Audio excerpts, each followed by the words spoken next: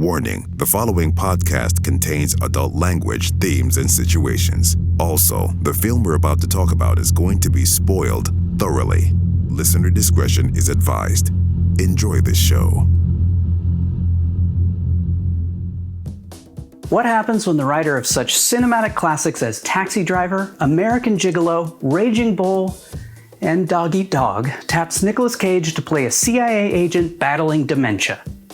A film deemed so bad due to studio interference that director Paul Schrader, the film's director of photography, and the principal stars took to Facebook to publicly disown it. With that glowing endorsement, let's all strap in for the bumpy ride that is Dying of the Light. Okay, let's run. I'm like a prickly pear. What do you say we cut the chit-chat? A-hole.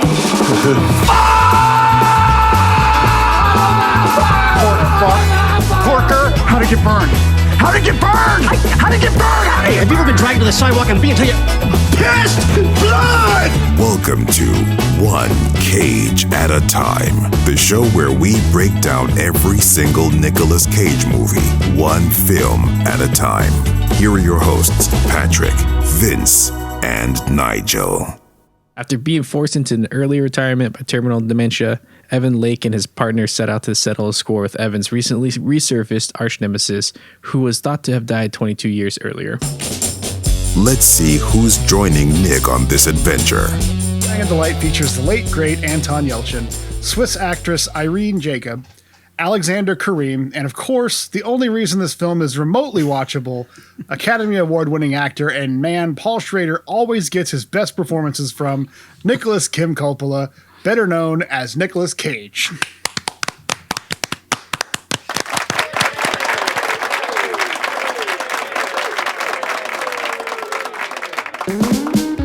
Patrick, hit us with some stats, won't you?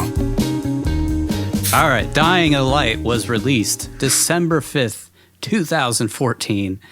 It had a budget of $5 million and made $74,639.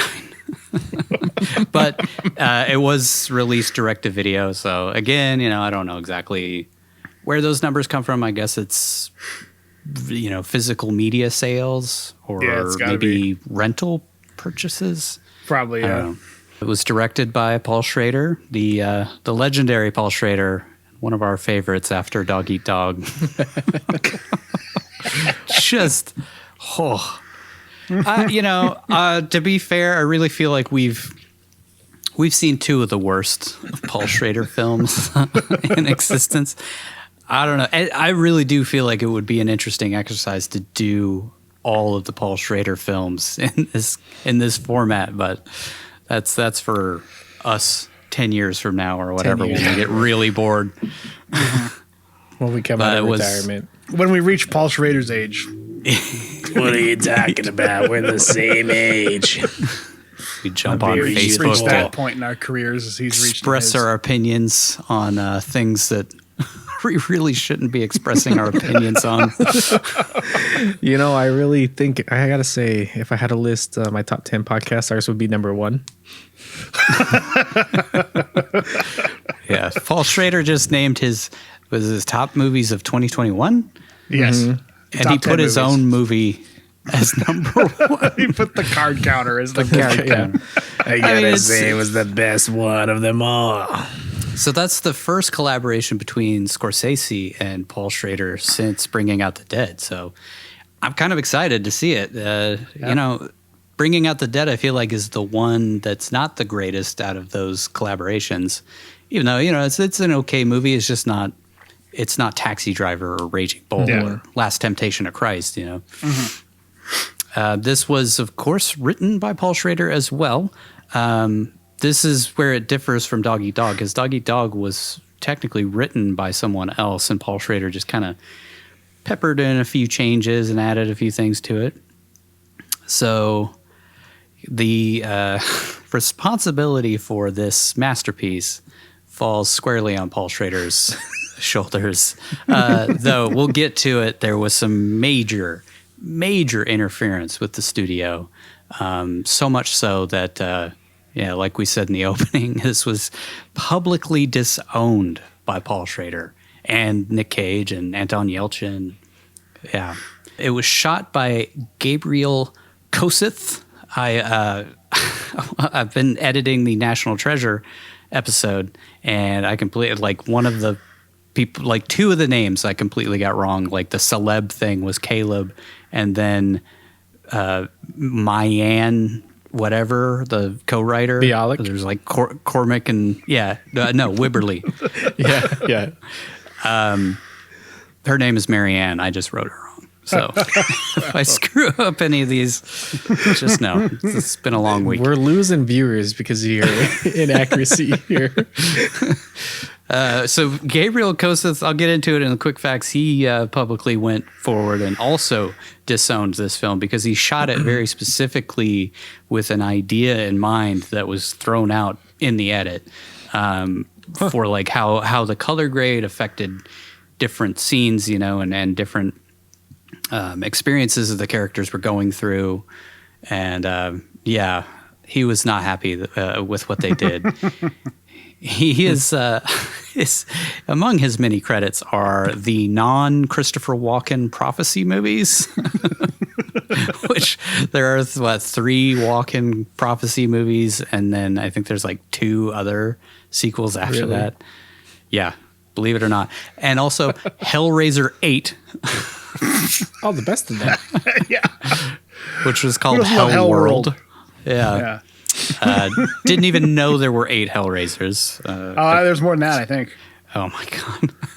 And then Return of the Living Dead Part 5. Rave to the Grave. Which was, I didn't know there were that many Return of the Living Dead movies. Yeah, there's a bunch, man. 3 Yeah, there's a ton. All better than the last one. That would be the Rave best. to the Grave is the top. Edited by Tim Solano, who has also worked on a handful of Schrader films. I don't believe he worked on Dog Eat Dog, but he had worked on like the last 2 or 3 that Schrader had done. But he has actually got a pretty big track record as an assistant editor or associate editor. He worked on Uncle Buck, Home Alone 1 and 2, Mrs. Doubtfire, Apollo 13. So he's got some street cred. But as a full-time... Now, this is the editor. Is this the editor that Paul Schrader had picked, or is this the editor the studio picked to edit the movie, the final edit? I believe he was kind of forced into re-editing. I'm not sure if he was the original choice to edit. Paul Schrader obviously... If he's in the credits, he was the studio editor, the final editor, maybe. Yeah, I think so. But Paul Schrader edited his version, his Dark, which is the we'll get to it, but the redone version of this movie in the style that Paul Schrader originally wanted the movie to be. You know, how he wanted it to look, how he wanted it to feel. I think he even changed the music, everything. So, and then the music was done by Frederick Wiedmann, who has also worked on Vengeance: A Love Story and 211, those 2 Nic Cage movies that we will get to 20 years from now at some point. And then he also did The Scorpion King 5, Tremors 7, and then he did a lot of direct-to-video DC animated films, which some of those are a little the bit best out of the bunch. cooler. Yeah, Definitely. Yeah.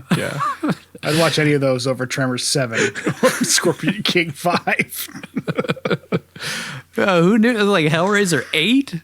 This is Return of the clearly Living top Dead talent. 5. Top talent that they got working on this. Who knew there were 5 Scorpion Kings too? God. Not The Rock. Why? He's not in any of them. No. I think his final He was run one and as done. the return or the first one. Yeah. Yeah. That was the only thing he ever was in. What a shame. Rotten Tomatoes gave this lovely film an 11%, which is surprisingly high. But 4.1 out of 10 on 37 reviews.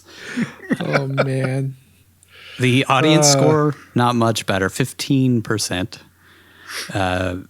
Metacritic gave it a 31.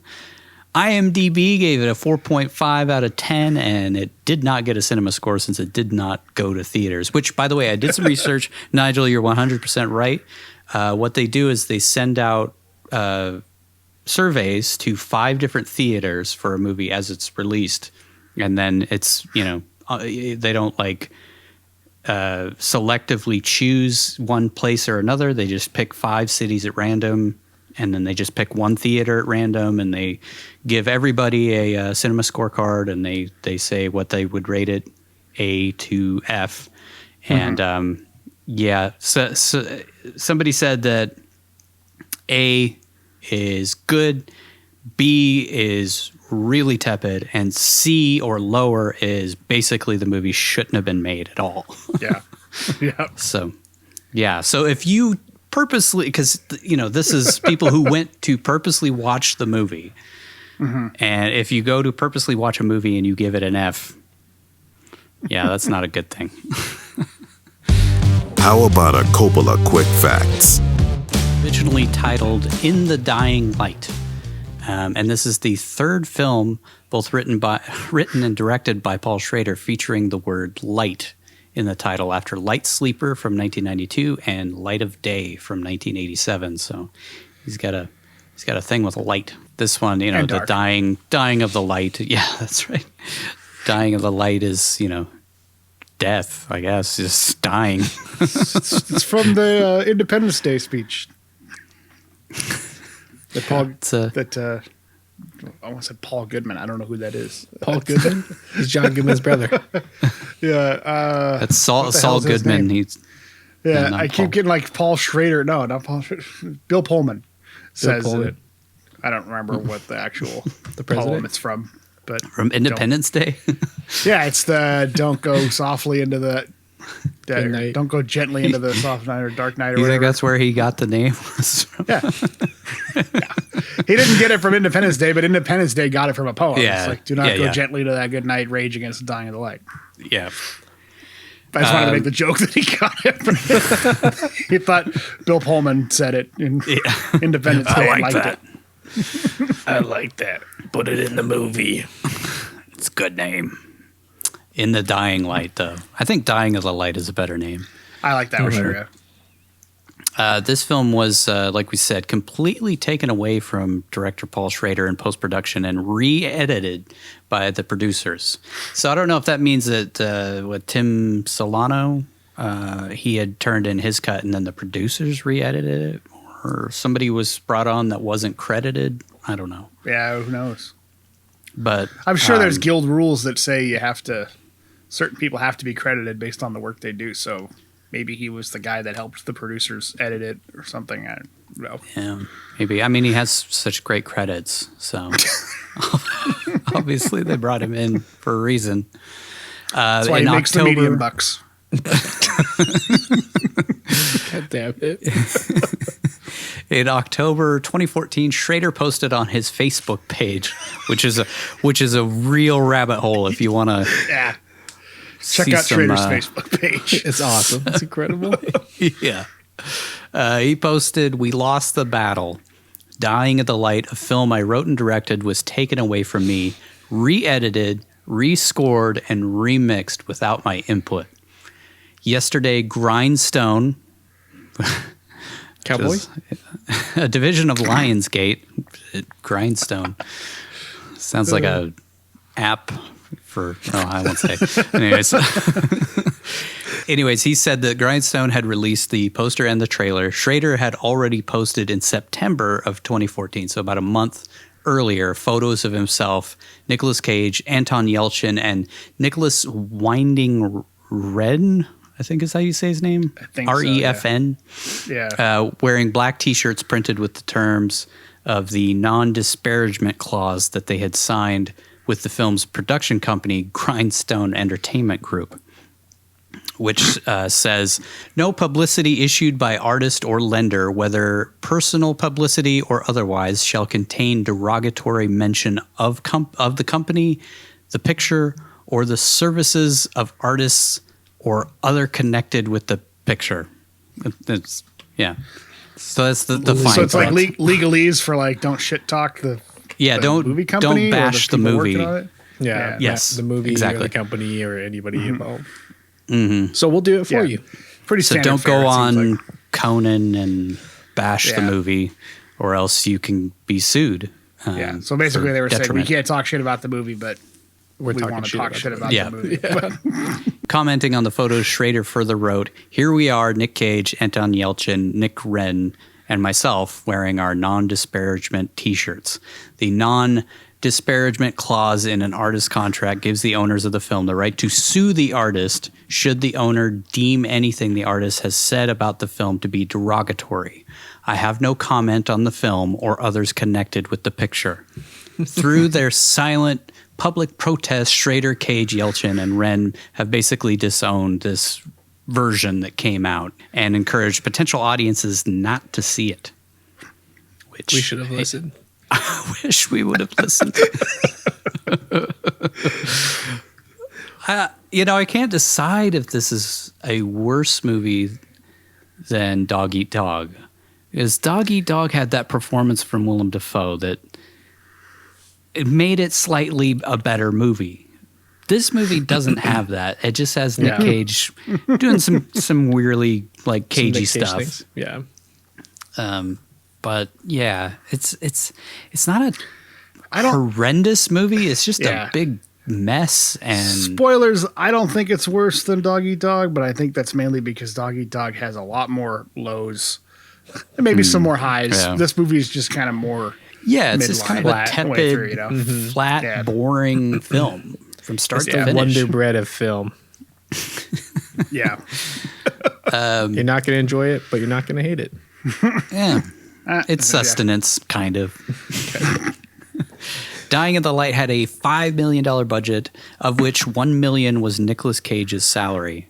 The shooting 20% of that location, movie.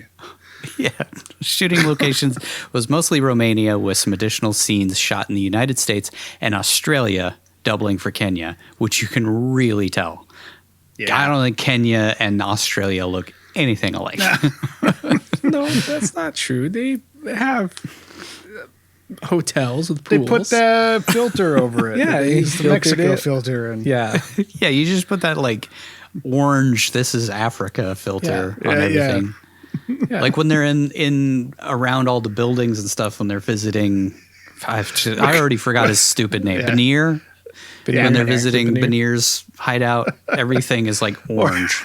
or when they're in the friggin' like resort hotel that's full of white people. Yeah, it's all pasty white tourists. I thought they filmed it in like Florida or something because it's pretty cheap to film there.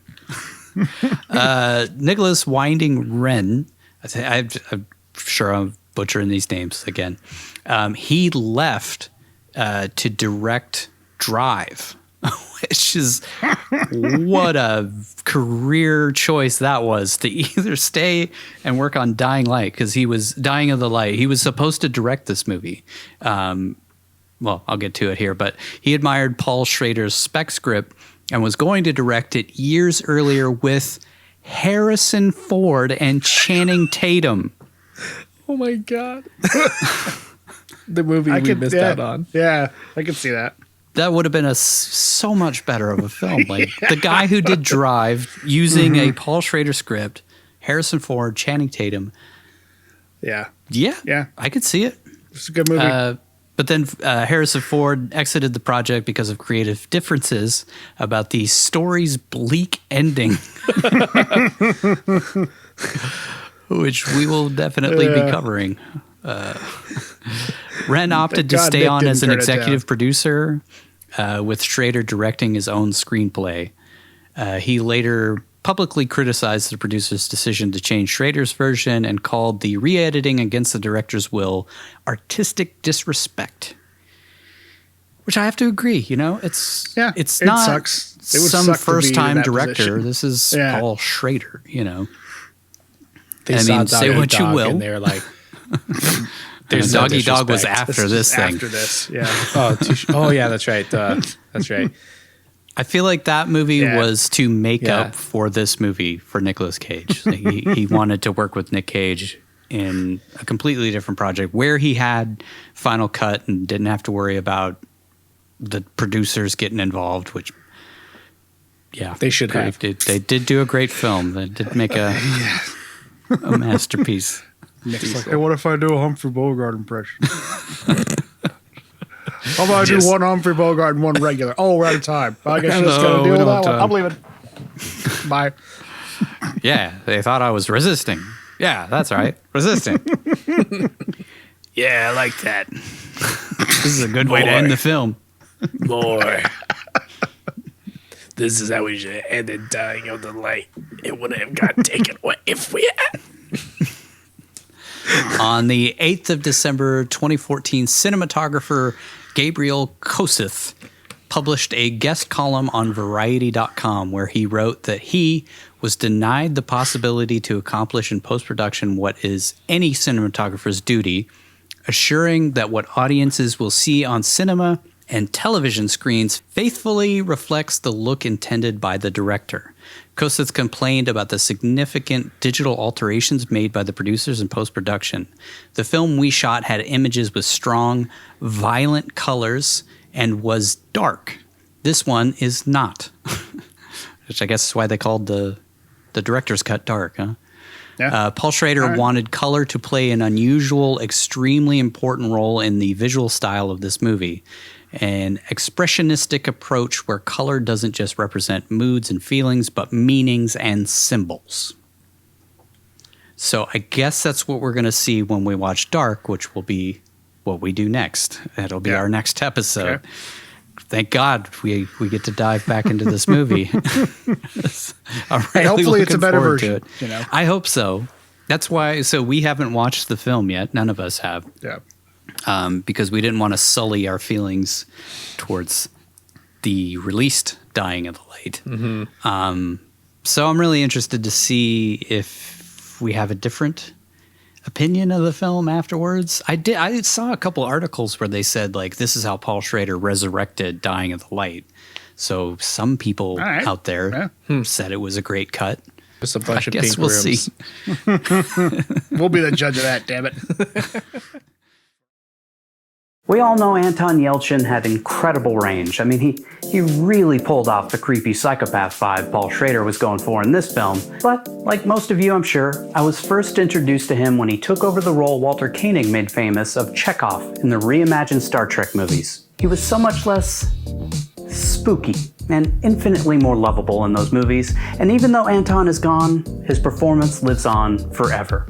Now, thanks to our friends at Entertainment Earth, you can bring home a little bit of Star Trek of your own. They have a huge selection of Trek memorabilia, action figures, Funko Pops, and even die-cast replicas of the Enterprise, in case you were wondering what to get me for Christmas. And if you're more of a Star Wars person like Nigel, they have tons of awesome merch for that as well. Hey, did you say Star Wars? You know, I was just at Star Wars Celebration in Anaheim. Like, I don't know if you knew that or if I told anybody for it, but like, I got all kinds of cool stuff. Like, back when it was supposed to be in 2020, I ordered like this lunchbox from it. I mean, it was supposed to be, but they canceled it. So it ended up being in 2022. But, you know, that was a commemorative thing for it. Entertainment Earth has everything you could want if you're into comics, pop culture, collectibles, and everything in between. And you know you're in good hands because they've been at it for over 25 years. We're super excited to announce that Entertainment Earth has been gracious enough to give our audience a discount of 10% off of in-stock items. Just head over to entertainmentearth.com and enter our coupon code CAGEPOD at checkout. Hey, did I ever tell you that several years after the fall of the Empire portrayed in Return of the Jedi, that Wicket, the Ewok who rescued Leia when she was trapped in the forest moon of Endor, he actually grew up and became a chief of his own tribe? You know, I think you did tell me that once. Yeah, isn't that a fun fact? Let's break this bitch down. Act 1. Let's set some stuff up. As our first, eventually will be our first After Dark episode. Yeah. Dying of the Light After Nice. Dark. Yeah, it actually works pretty well. As the light goes down, Yeah. we film it. All We're right. watching the light go away back there. Our steaming pile starts with hero Evan Lake. Sorry, I'll do that. Our steaming pile starts with our hero, Evan Lake, being beaten with a cricket bat by a guy named Mohammed Banir. He repeats to his torturer in a kind of bored, drunken slur that his name is Charles Bukowski, a German writer and poet. Charles Wachowski, a representative for spirit systems. My name is Charles Wachowski, a representative for spirit systems. Mike Wazowski? That couldn't have been an accident. Definitely think he gave him Charles Bukowski as his character name, but it's Wachowski. But the way he says it sounds like Bukowski because he's doing that. My name is Charles Bukowski. Just so bored in that opening scene, it just hooks you in. That's Banir wants the name of a double agent or something vague, but Evan refuses to give it to him because his kink is to pretend he's a cricket ball.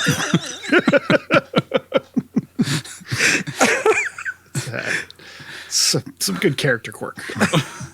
it's pretty hot. We then cut to 22 years in the future at a CIA training facility in Virginia, which seems to be refrigerated for some reason. Do you notice that? You can see their his breath the whole time. Yeah, they filmed it in a walk-in fridge.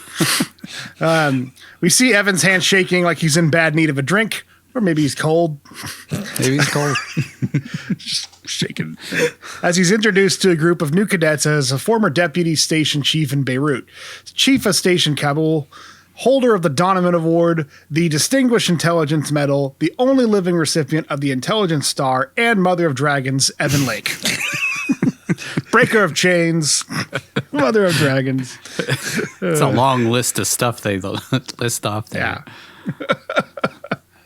I guess, I didn't hear Purple Heart in there, though. Which is a bit of a... He did. No. He would have gotten a Purple Heart for that, right? Yeah, exactly. They should have said that. But I think this is all to set up like this guy is super distinguished, but then everybody kind of treats him like he's old and over the hill and needs to just frickin' retire already.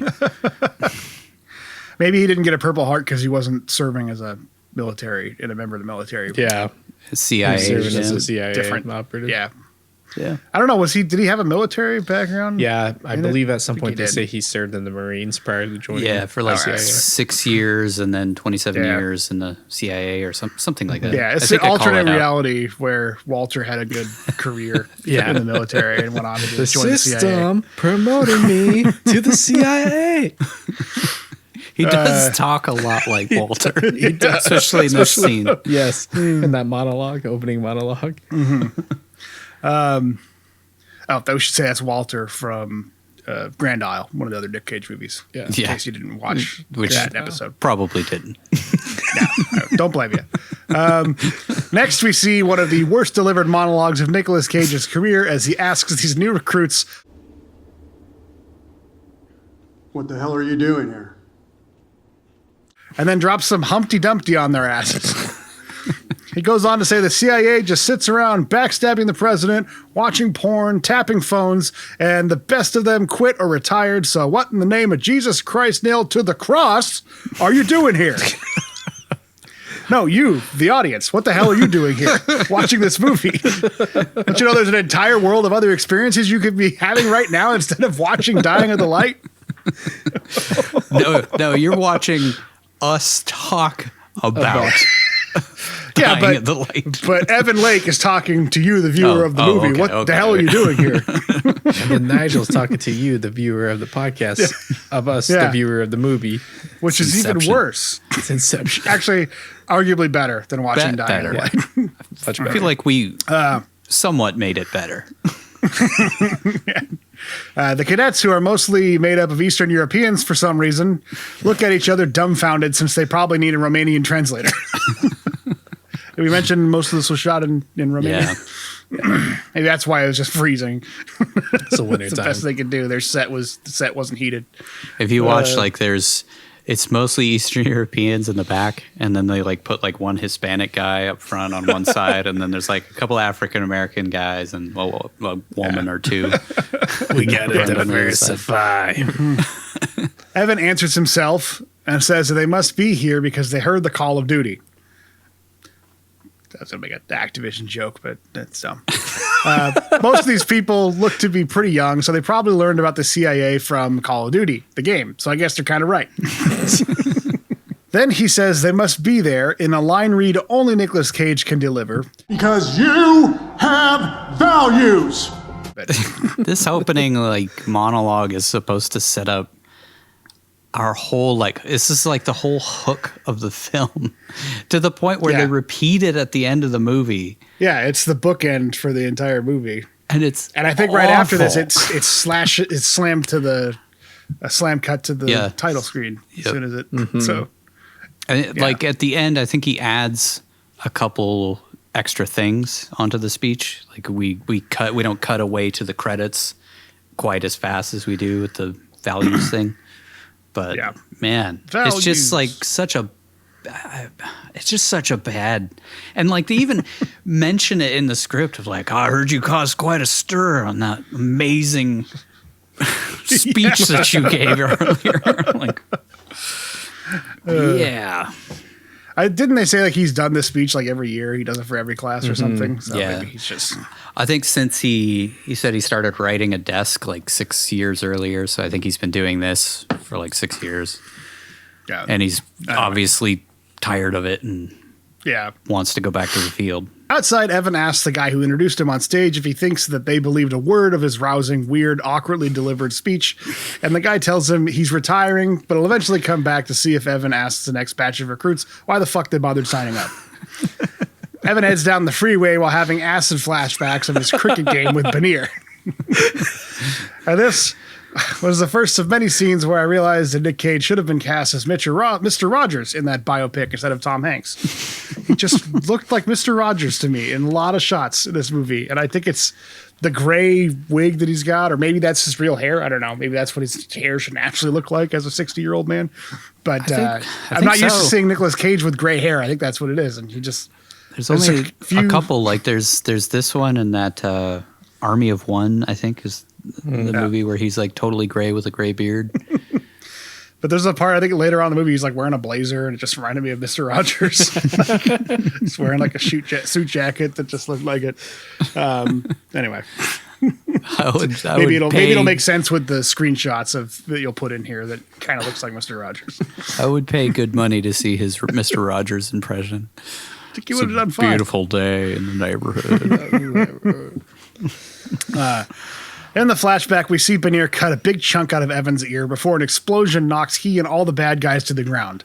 But don't worry, the bad prosthetic they used for Evan's mutilated ear will definitely not become distractingly annoying throughout the entire rest of the movie.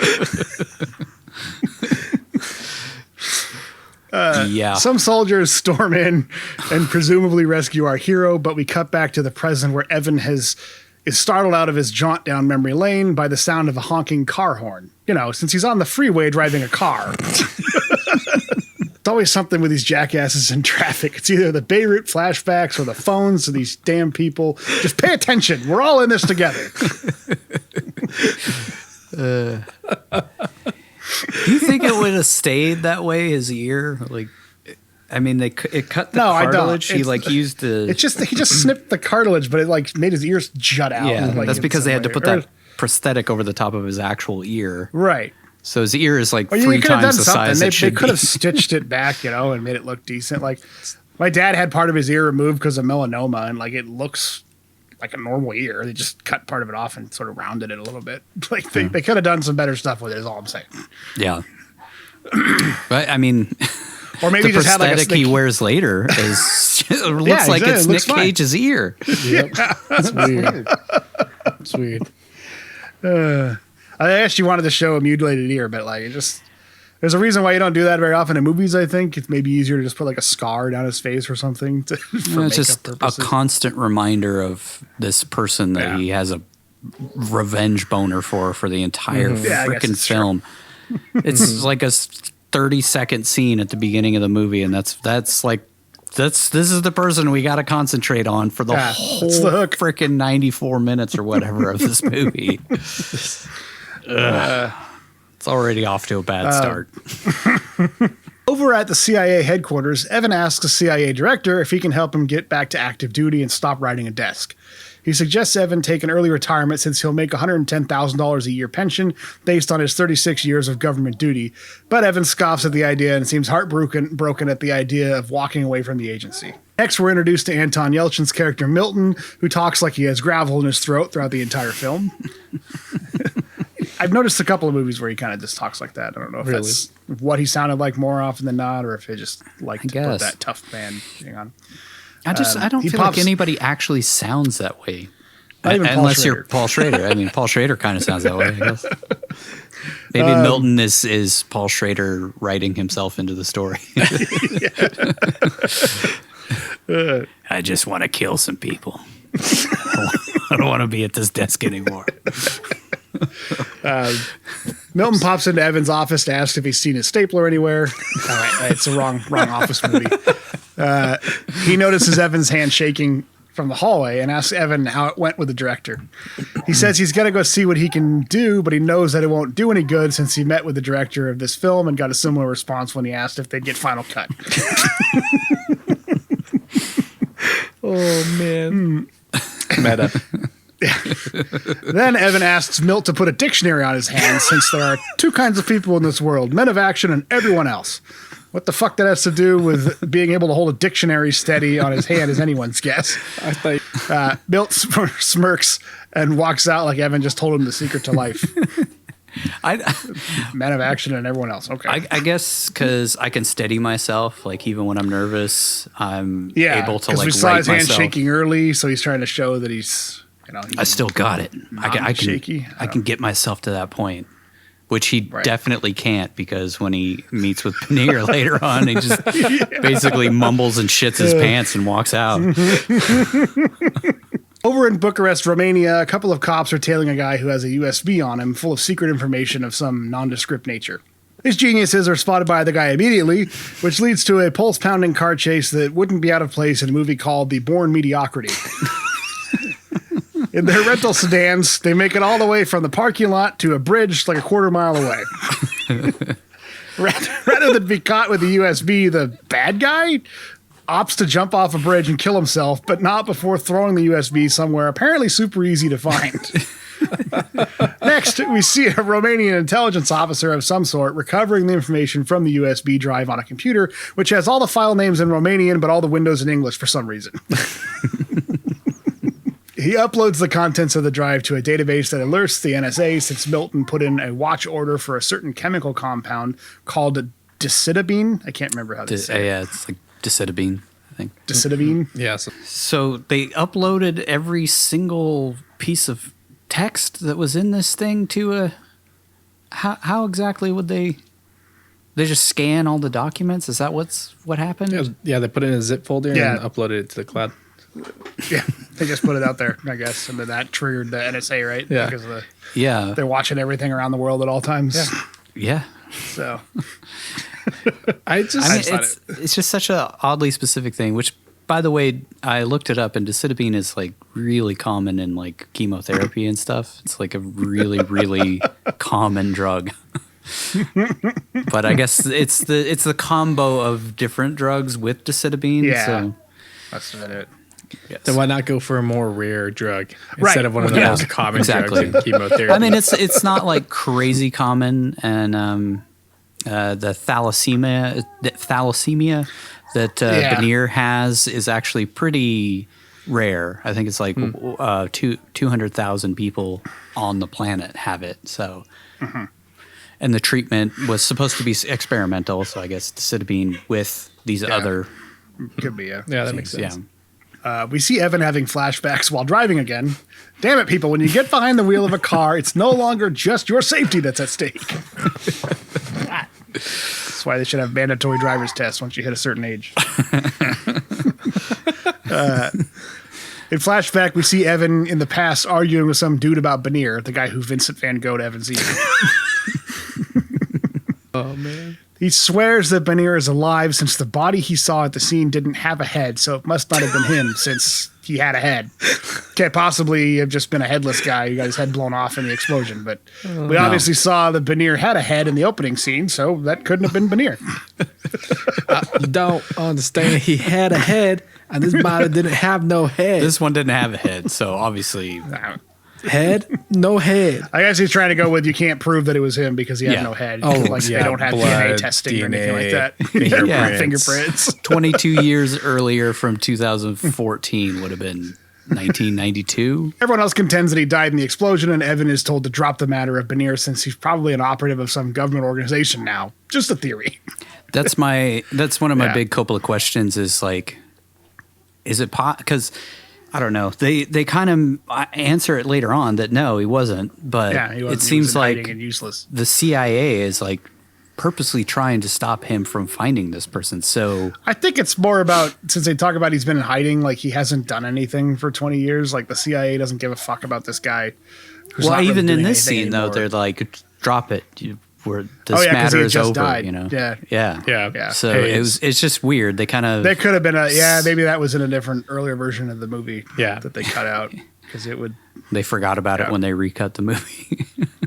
Hey, hold Next, a poignant scene kicks off with Evan loudly saying "fuck" as a doctor tells him he has a form of terminal dementia called frontal temporal dementia, or FTD, which will kill him in a few years. Isn't that a flower delivery service? Or courier FTD, service? Flowers FTD? The doctor asks if he has any family, to which he says his work is his family, which is super depressing. Yeah. So from here on out, the movie is just a story of a boring guy being forced into retirement who's sad about it since he never made any friends or had a family because he was too busy being married to his job. And we're all forced to watch him relive his glory days in one last-ditch effort to do something he considers meaningful but is ultimately pointless. Just so you know.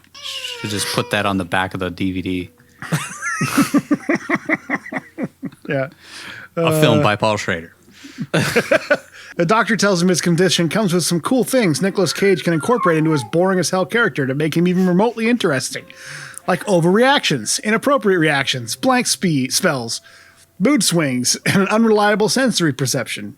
Based on how many Nic Cage characters behave across all these movies, can we be sure that Nic Cage himself doesn't have FTD? Oh my God. At first thought, he'll be prone to inappropriate reactions and overreactions. Oh, he's got a career on that. Anyway, Am I the doctor getting sends him through to you? Yeah, I just thought, how to get burned? The script just said, how did it get burned? I don't know. And he just ran with it. Anyway, the doctor sends him to a support group in Philadelphia, but Evan bails since therapy's for losers and he heads home. Yeah. They really did go nowhere. He also refuses to take antidepressants, which will help his condition since those are drugs for crazy people. Next, we see this totally sane guy bust out his pistol and then down some whiskey. Then he flips a framed picture of Bill Clinton so Slick really doesn't see what's about to go down. Yeah, I saw that too. Like, what? He gets a call from Milt that he ignores since he's presumably about to splatter his head all over his nicely framed American flag on the wall. I guess Evan chickened out at the last minute and decided to go to the one place that can cheer up anyone battling terminal dementia, Ruby Tuesdays. Nothing pets me up quite like their all-you-can-eat endless garden bar and a colossal burger. Milton arrives and asks a waitress to get Evan something to eat, which is pretty vague. I mean, why not just order something off their famous 2 for $22 entree menu and make a night of it? Please, if it gets sponsored by Ruby Tuesdays, it'd be great. Also, it's weird because he sits down and he's like, hey, could you, and he has like a half-drinking glass of whiskey on the table, and then the waitress is like, can I take that for you? And he's like, yeah, and then she gets rid of it. Like, no server's going to come hands it and just... Yeah, but Nic she Cage asks, like, can I take that first? And then he hands it over. Like, a server's not going to see a half-drank glass and ask if they could just get rid of it unless it's ice or something. I just thought it was weird. Yeah. Also, he just shouts, Get this man something to eat, please.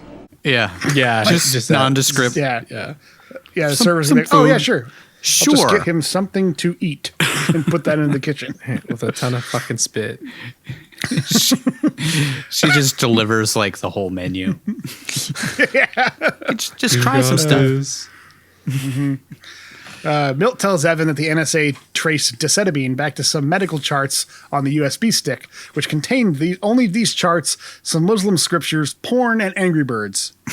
No wonder that guy jumped off a bridge.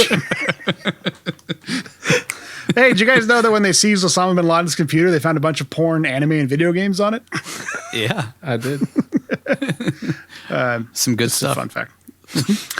Apparently, decitabine links back to Banir because when combined with some other drugs, they help treat thalassemia, which is apparently only Banir could possibly have since his father died of it. But like I said earlier, thalassemia is super rare. It's only like, it is 200,000 people on the planet have it or something. Yeah, that really narrows it down. 200,000 people. Yeah, I mean, I'm sure they cross-checked other things like, is this registered to an actual person and not just random drugs going somewhere to an unregistered location? Yeah, well, that's kind of what we get into here in this next couple scenes. Also, the guy who jumped off the bridge was getting it for someone else and was getting it from a doctor in Romania and blah, blah, blah, blah. Anyway, all this unintelligible nonsense convinces Evan that Banir is still alive since thalassemia is an extremely rare disease that affects only about 60,000 people worldwide every year because of Kenya and Romania and all that. It doesn't make any damn sense just watching the film one line at a time in excruciating detail. How in the Jesus Christ nailed to a cross is someone supposed to get all this in one viewing? Just know they tracked the guy down through the medicine, I guess. It's so confusing. Really, even aggravated just, as well, just watching it. Especially in that scene where the jumps in logic, where it's just like, it's like okay. It's like in National Treasure when he makes all those leaps of logic with the pipe to come to. It's in the Declaration of Independence. See, except that made a little more sense than this. That one actually made sense if you think about it. And just watching two CIA agents list off a bunch of medical jargon and use that to figure out where a guy is living. Evan gets a raging revenge boner when he realizes the disease will force Banir out of hiding. Then he says, Banir's got it. It's come out. It's in his blood.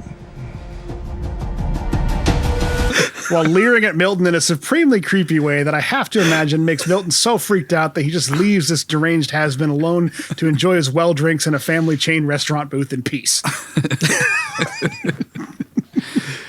Who goes to Ruby Tuesdays to drink themselves into a stupor? Yeah, it was a perfectly good chair in his apartment or his house that he could pass out in. And he goes to the passing out booth at Ruby Tuesdays. See, but that's what Walter would do. He'd go home and do it. Yeah, in his attic. That's where it links back. His attic, yeah. I don't know. It was just that was a super creepy way to deliver that line. And sort of half sneer at the camera or off camera. It's weird. It was really weird, man. One of the weirder line reads I think that we've seen so far on this show. Mm-hmm. Over in Kenya, we cut to an empty room because how the fuck would this guy have actually disappeared for 22 years without a trace, only to be discovered by Pavel Chekhov and a CIA agent with dementia, thanks to a medical chart with two common ingredients used in treating cancer on a USB stick full of porn and Angry Birds. Well, it turns out Banir is alive, and he's not living well in Mombasa, Kenya, with his live-in henchmen / nurses who take care of his every need since he's barely strong enough to get out of a chair, but still maintains some sort of criminal empire, even though a stiff breeze could blow him over. Hey, did you guys know that it was widely believed that Osama bin Laden was suffering from kidney disease while he was in hiding? Although that was likely proved false, or that was likely false. Maybe that's where the idea for this came from. That's what I'm getting at. Okay. Multiple times. That's where it feels like he just ripped it straight off of Osama bin Laden. Evan meets with the director again and tells him he believes Mohammed Banir is alive because of all that nonsense with drugs and thalassemia, Romania, Kenya, and all that stuff. Honestly, it's hard to keep all this shit straight. But the director denies Evan's request to extract Banir and have him brought to the U.S. for trial and to just let the guy die since he has a terminal disease anyway. Banir, not Evan. I know, it's confusing. Evan then drops some exposition as to why Banir is such a bad guy. I guess he kidnapped 17 people and executed a dozen and bombed a tourist bus. Except he says tourist really weird. A dozen executions and the bombing of a tourist bus, some of whom were children, by the way, to go free simply because he's sick. It's almost like Reminded me of George W. Bush saying terrorist. Bombed a tourist bus. Tourist. Rather than agree with Evan that they should go after a phantom who's more likely to have been dead for 22 years, he calls a doctor into the office and they confront him about his dementia, which they all know about since, they're the CIA. I really feel like that was what they were trying to set up, was like, obviously this dude is crazy. And I think we're supposed to wonder, like, is he crazy too? But then they like cut to Banir being alive, and it's like, yeah, I don't think we're supposed to wonder because it shows us that it's all true. Like, if I was recutting the film, I would cut out Banir until he actually got close enough to where we're like, oh, he is real. He's still alive. Plus, then they could reveal that he's just a crippled, well, not old man. He's like a 32-year-old actor, but he's just a crippled man, just like this old man dying of dementia is. So, yeah. I think it would have been a better setup if we were kind of contemplating the whole time in a kind of Fight Club reveal, of like, is he actually crazy this entire time, or is Banir real? Yeah. Is this all his dementia or what? Because, he's been kind of going after this for like 3 years. That was when he gave Milton the order to put in that decitabine or whatever into the database. Yeah. So maybe his dementia has been coming on for years. And I don't know. I think that's a better film, in my personal opinion. They tell him that they'll treat him for his condition, but of course he can no longer work for the government since he can literally no longer think straight. So they tell him he's being forced into early retirement. All he cares about at this moment is chasing down this fucking Banir guy that no one else, including the audience, gives a shit about at this point. They try to tell him his coworkers think he's nuts, and he confirms it by saying, Banir, damn it.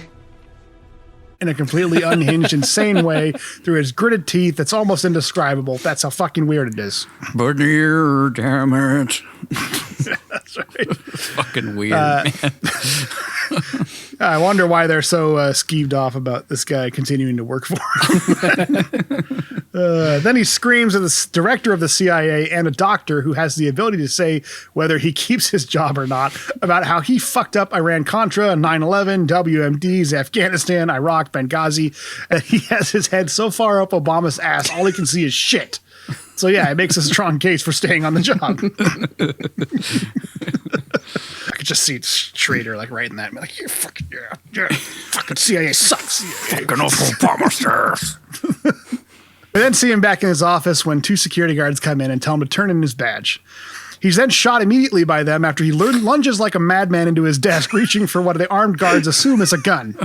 Oh, wait, no. He just grabs a bunch of junk from his drawer and hurls it at them, screaming while they just stand there. That's what I really thought. Like, he really just opens the desk and, like, reaches in and grabs something. He's like, hey, you want my badge? And, like, they should have just immediately drawn on him because he was like he was going to shoot him. He's then escorted out of the building while announcing his resignation the same way Michael Scott declares bankruptcy. And by that, I mean he shouts, I resign! In an indescribably bizarre tone loudly in front of all of his now former coworkers. That one is also so weird, dude. I resign! He makes a lot of really bizarre choices in this film. And I watched the behind the scenes of Paul Schrader was like, once Nic Cage figured out that these are the symptoms of this frontal whatever dementia, he just went off and ran with it and started incorporating it into his line reads and stuff. And I'm like, I figured that was the case. Works, but doesn't at the same time. It's just confusing. Yeah. I almost felt like they added that line in the edit of the doctor saying, like, you're prone to irrational outbursts and stuff because maybe Nicolas Cage was giving such a weird fucking performance that they had to put that in as an explanation for it.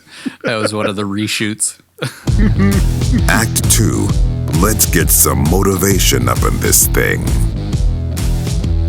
Milton drops in on Evan at home where they enjoy some sake, and Evan says, I messed up pretty bad today, huh? Gee, do you think so? I wish you would have gone back to work the next day like nothing happened, like George Costanza. Pretend like he forgot that he got fired. You could have just blamed the dementia. Yeah. I resign. Anyways, even after all that, he still won't shut up about this goddamn Banir guy. He just lost his job. All he cares about is this Bannier dude, who nobody has seen for 22 years. No sign of him whatsoever. He's got a hate Bannier for him instead of a hate boner. Hate Bannier. Trademark 1 Cage at a time. Putting that on a shirt. Milton placates this madman and tells him he found a doctor's name on the USB, and this doctor has been prescribing a mystery patient the previously mentioned cocktail of drugs for 2 years. Evan stares off into space like his brain is buffering, but Milton still continues to encourage him to chase this ghost. They look at some files, and desk jockey Milton says, You know what? This is cool. This is cool. Honestly, he just seems like he's using this guy's dementia to go on a fun little adventure because he's sick of being cooped up in the office all day. Yeah. Like later on, we find out that he was an operative in Egypt or Cairo. Or Cairo is in Egypt. Yeah. Cairo, that's in Egypt. That's in Egypt. Egyptians. But, Thread account. Sheets. Sheets of money. They're trying to steal money. Over in Kenya, Bannier orders a guy to fly to Bucharest to find the doctor who has his meds since his middleman jumped off a bridge. He says he wants him to bring the doctor back to Kenya or he'll have the doctor's wife's family killed since they're Kenyan. Like he couldn't have killed the family in Romania. In Romania. Whatever. Because I guess that's the connection between Bannier and this doctor in Romania is his wife. They found a doctor who's got a Kenyan wife somewhere in the world so that they could strong arm him. I don't know. Couldn't we just made the doctor live in Kenya or something? Like, do we have to have multiple locations? I guess it was just so Nic Cage could pretend to be Romanian. And right. Yeah. He's got to practice that Romanian accent for Dracula. Back at Evans, they make a plan to go find the doctor in Romania who can lead them back to Bannier, and Evan explains that the reason no one has seen or heard from Bannier in 20 years is because he thought Evan had a double agent in his gang, and that's why he was beating him with a cricket bat. After Evan was extracted, he sent out some intelligence to the highest levels that Bannier himself was a double agent. So I guess that explains it. This movie makes about as much sense. Was he sending that to Bannier's higher ups or like to the American intelligence that Bannier was a double agent? Just intelligence across the world. The same cloud that other info got uploaded to. This movie makes about as much sense as sinking your life savings into an NFT. Hey, I thought we weren't going to talk about that. Vince. It's a smart investment. Nobody else could put their name on Goatsy from here on out.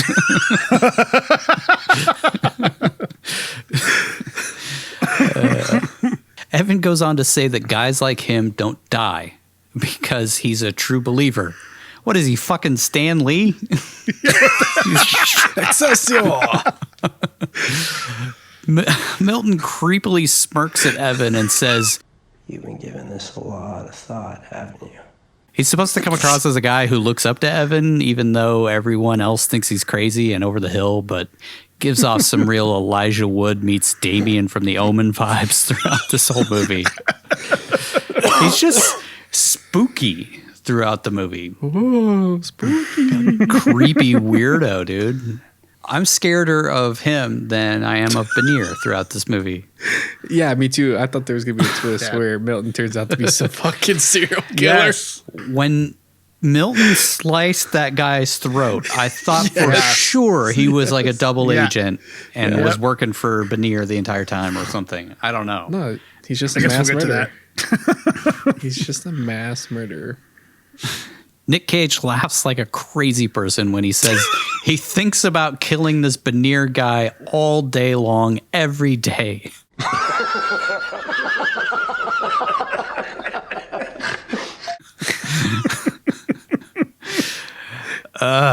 Just find a hobby or something. Our hero, everybody. You're supposed to sympathize with.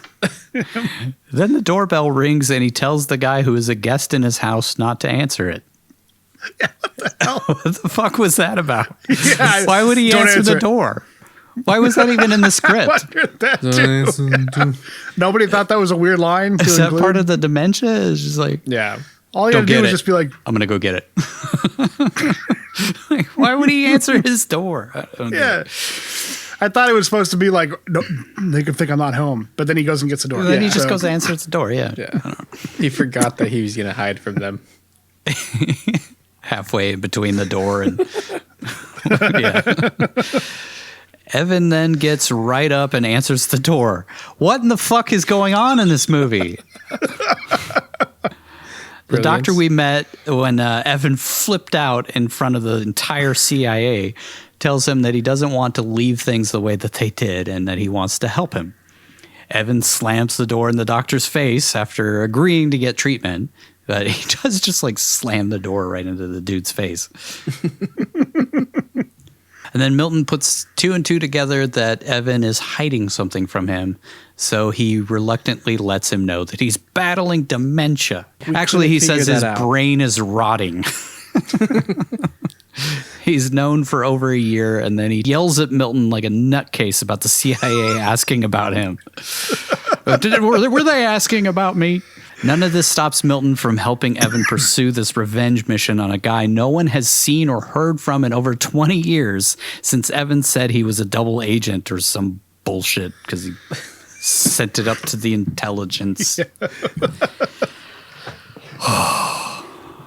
Good Lord, this movie. Yeah. I mean, how much of this can we blame the recut? It just I feel like makes the no recut sense. made it better. I have a feeling that's what's going to happen. Like, to be honest. We'll see. We'll see. So the recut is only 71 minutes. So there's a full 23 minutes less in that cut than there is in this. But to be fair, Paul Schrader was just pulling off of dailies that he had on a DVD. So Yeah. maybe he didn't have everything. Yeah, that's probably it. I meant what I meant was this movie is better than the recut, is what I think is going to happen. I kind of feel like that might happen too. I feel like there's a reason why the studio panicked and did what they did once they saw what they had. Yeah. Like, we made it almost make some sense. Just put it out Yeah. direct to video. Nic Cage is in it. We'll make our $5 back. Some guys will do a podcast about it eventually. We're the only ones. No one else. No one We're else definitely will the touch only us. people on Earth who have talked about this movie this much. That's not true. Schrader did. That's true, Yeah, I guess. that's true. People who weren't involved in the filming of the movie. Touche. I wonder if Nic Cage has just forgotten that he did this movie completely. It's like, what? He got his million. oh yeah, Not a that's how I met not a bad Anton paycheck. Yelchin. Okay. We see- on a crystal school. No one else on the set got paid.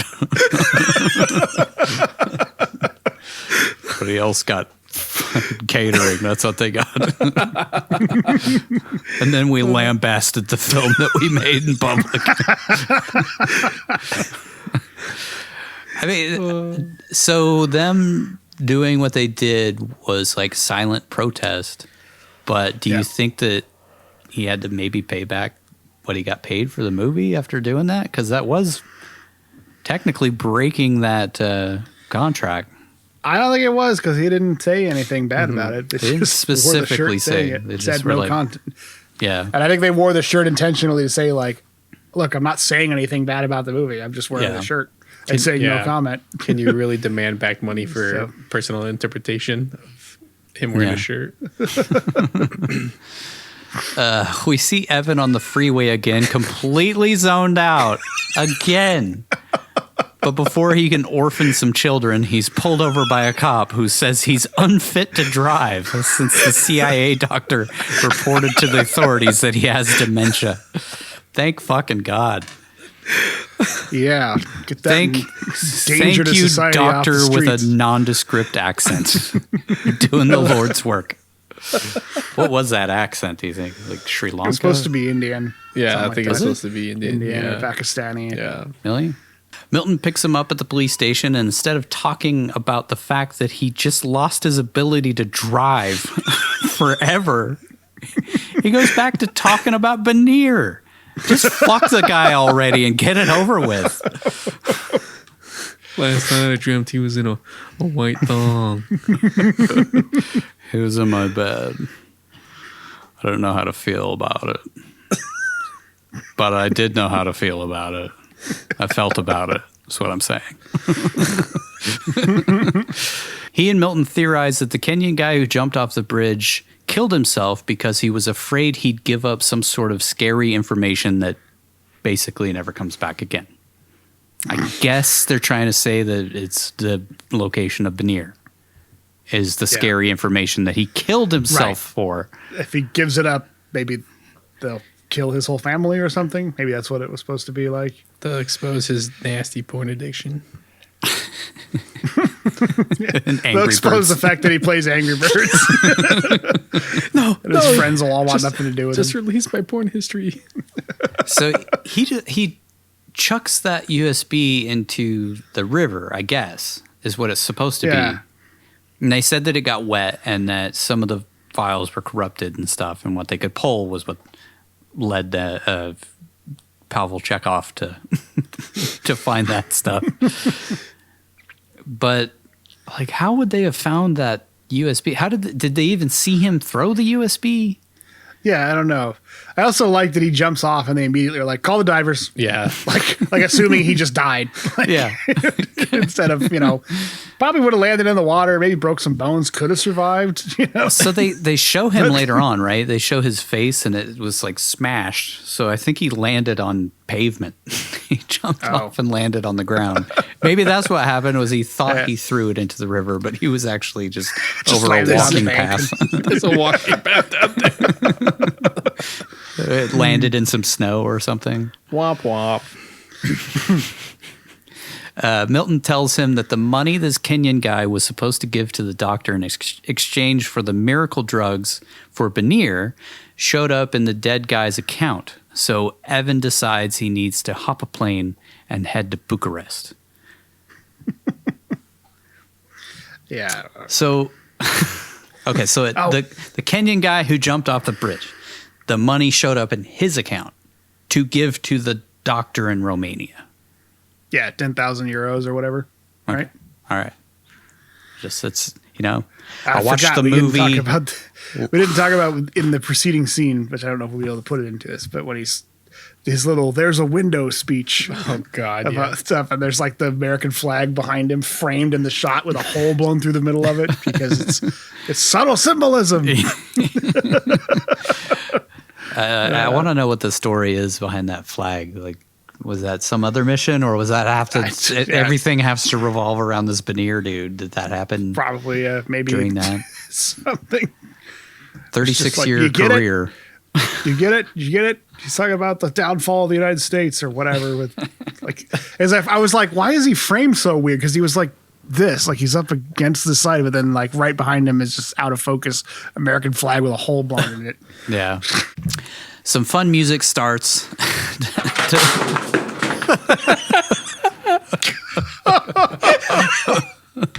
Did my cat end up in your place? Nigel, what's your cat doing here? Jesus. All right, I'm going to leave that down. That's it's a microcosm of this film and this episode. The display couldn't fucking take it anymore. It too threw itself off a bridge onto cement. Yeah. Drove into a truck. Spoilers. Okay.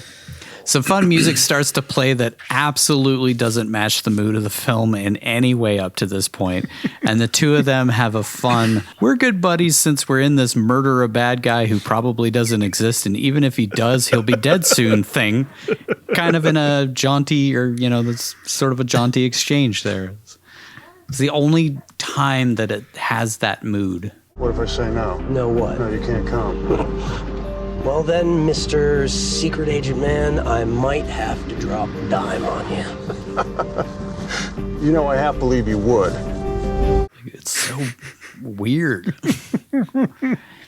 That's the thing with this movie is like, it's just like the mood changes constantly, and it's, you know, it's mostly dour and depressing, but then suddenly there's this just out of nowhere. It's a delightful globe-trotting scene. Right? They have a good chuckle after Milton forces his way into taking a guy with dementia to the other side of the planet in order to kill a guy. And next thing you know, they're in Romania. So that's, we've now left the country for the first time to a actual country, because we left to go to the Arctic Circle, which could have been in Greenland, Norway, Northwest Territories, Alaska. Yeah. The North Pole. The North Pole. Who the hell knows? But this one, we actually have concrete Romania. Also in Bucharest with them, we see the guy Benir sent to track down the doctor who is given a car and a gun by some dude while he mean mugs like an idiot the entire scene. That's it. Evan and Milton meet up with an old flame of Evans who might have been an agent and was a reporter or something. Who knows or cares at this point? Who really gives a shit? Intelligence agent turned reporter. Or reporter turned intelligence agent. She was like a reporter first, and I don't know. Or she was a cop. Who the fuck knows? Yeah. Evan lights up a cigarette, and a bartender yells at him for smoking in the non-smoking section, and Evan freaks the fuck out because he's in Romania, and the whole country is a smoking section. Which feels like a bit of a dig on Romania. He puts a cigarette out in his... It's supposed to imply that Evan hasn't been to Romania for like 30 years. Yeah. So he's basing his knowledge on back when it was like you could smoke everywhere. Yeah. Back before they cleaned it up. He puts the cigarette out in his water and screams, I'm putting it out. Jesus. Milton has flown a man with terminal dementia to Romania to help him catch or kill a guy no one has seen in 22 years. Just so we're clear, again, he dismisses his insanity to being jet-lagged. And Michelle kind of acts like this is how he's always been since she's known him. I'm putting it out. Jesus. They make a plan to confront the doctor. I'm not going to repeat what the guy, the Kenyan was going to pay the doctor. The fuck knows. Mm-hmm. Then she and Evan make bedroom eyes at each other for a minute, and Michelle asks how Milton and Evan know each other. I would make a joke, but I can't. Milton says he was a covert op in Cairo where he lost the son of a cabinet minister. Seems like a bit of a major fuck up. Evan cleared up the whole situation. Riding the desk. Yeah. I mean, at 20 years old or however old he's supposed to be. Yeah. So Anton Yelchin died at 27. And I think it wasn't like it was like super long after this. 17, I think, is when he passed away. So then he would have been 24 years after they filmed this. Yeah, so he's already working a desk job in his mid-20s, probably because he did his first assignment. He fucked up and got some lost the cabinet son of a member's kid cabinet killed. minister. He probably killed him. He probably did. He slit his throat. Anyways, Evan cleared up the whole situation by reminding the CIA to take care of their own. The script is just so clunky and convoluted that it's a wonder this thing makes any sense at all. It's just, why would they work together in the same office if he used to be an operative in Cairo? Yeah. This is the retirement home of ex-operatives. Yeah. They go to this one particular office. It's where they shelve all the fuck-ups and put them on... put them on boring tasks nobody else wants to do. Yeah. Why did we need any of that information, by the way? To explain why Milton is suddenly good at slicing guys' throats open here in a few minutes. Mm-hmm. I guess that's what it is. It's like to explain that Milton used to have had field work. He had some field experience, so yeah. That explains why he's good at chasing this guy down. Right, we'll get to it. Michelle asks about a bullet Evan keeps on his keychain from when he was extracted during the whole Bonnier cricket bat thing. That bullet was definitely friendly fire, by the way. The bad guys were caught off guard by the explosion, and they were all knocked to the ground. He was 100% shot by the guys that were coming to rescue him. I mean, that's just my theory, but like, where else would he have been shot? Who shot him? Yeah, I don't know. I thought it was like he got shot while he was working with this chick in Romania years before or something like that. No, it was supposed to be during the Bonnier extraction. So was he already shot in that scene? Because he was bloody. Maybe. Shoot him, then beat him. Yeah, he probably got shot. I'm pretty sure he got shot by friendly fire. Whoops. We did a lot of shooting. Could have been any of us. That must have been Bonnier. Here. It was the headless guy. Michelle gets all sorts of moist when she thinks back to when Evan asks if she'd wear the bullet pulled out of his body on a ring. So Milton, sensing things are about to get nasty, heads off to be creepy somewhere else for a bit. It's like, I gotta go back to the hotel room. I gotta go do some things. I'll never forget when I saw this porno that this guy like walked in on these two people who were about to have sex, and he just goes, "I'll be right back. I gotta go do some things."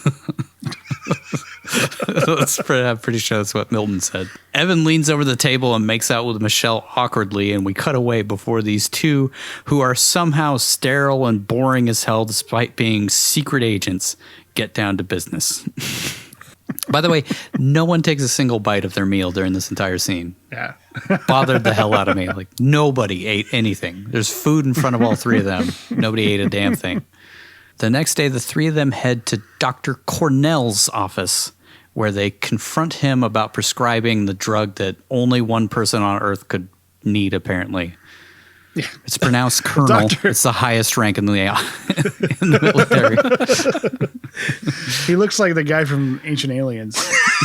One of the, not the hair guy, not but the alien guy. Yeah, the other guy. Yeah. I don't remember his name. Not the guy who's literally an alien. Yeah, you can put a picture of him in. That's what the doctor kept reminding me of. He says he's been prescribing the drug to a guy he met once in a coffee shop 2 years earlier, who said he was getting the drug for someone else whose name has been redacted from the medical forms. As you do. Sure. Then Evan once again goes blank and forgets where the hell he is or what he's talking about, so he laughs like a crazy person again and rubs his head before calling the guy Cornish 3 times.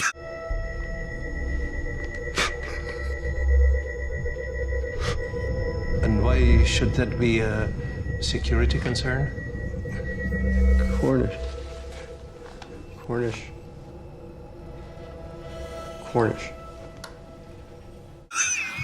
So he's really keeping it together. Yeah, losing it. The flight really did him a lot of good. Mm-hmm. Freaking out about a cigarette, calling a guy Cornish.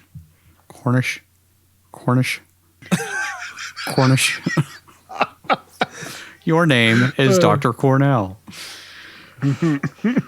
No red flags. When they threaten to arrest the doctor, he gives up the ruse and tells them a guy came into his home last night and threatened to kill his wife's family. He says he wanted the drugs and for Dr. Cornell to go to the unnamed patient with him in Kenya. The doctor agrees to call them when he's contacted by Bonnier's goon. But wouldn't you know it, the goon is outside the hospital and saw them all come out. But still goes through with meeting the doctor even though he saw him with some suspicious-looking people. Like the worst intelligent officers in the history of any intelligence program. They get caught instantly. Well, I mean, it kind of fits because they're sort of... I mean, they're all... yeah. They're not the CIA's finest for a reason. No. Milton's a fuck-up. Yeah. Evan has dementia, and the other chick was a reporter or something. Right. Yeah. So Yeah, I guess it makes sense. Later that night, Milton finds Evan missing from their room and goes searching for him. Turns out he just took a stroll in a foreign country with no wallet or clue of where the hell he is and is crazily counting the windows of the Grand Bucharest Hotel while wearing a funny hat. It's one of my favorite scenes. He's just kind of open-mouthed staring at Milton like, who the hell are you? I don't know what that was. Yeah. It did look like the Grand Bucharest or the Grand Budapest Hotel, right? Budapest. Yeah. Yeah. It's a good joke. It's a great joke. Grand Bucharest Hotel.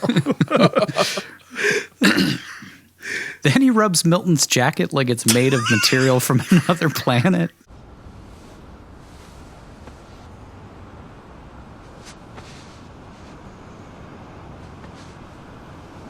It's just 3 blocks over. Totally normal stuff. Just maybe he thought it felt like alpaca. He explains that he gets anxious and confused at night due to his dementia, which is a phenomenon called sundowning. If I take nothing else from this movie, which I promise you I won't, I'll forever remember the term and the idea of sundowning. Makes sense. Like, yeah, late at night, your brain starts to shut down a little bit. Yep, starting to get tired and wind down. Yeah, which is something you'll... Great time to record a podcast. Yeah. Have you seen the dying of the light behind us? Yeah, I thought that was a pretty interesting thing that I guess, I'll have to watch out for in people around me. Sundowning as they get older. Milton tells him Dr. Cornell called with details on when and where the bad guy wants him to travel. The next day, they shadow Dr. Cornell from a beer garden or something as he picks up the money. It's like a winter market, I think. Yeah. Like where they're sitting, it almost felt like Oktoberfest or something. Yeah, I was going to say. It looked like it, yeah. It's supposed to be some maybe that's what it is.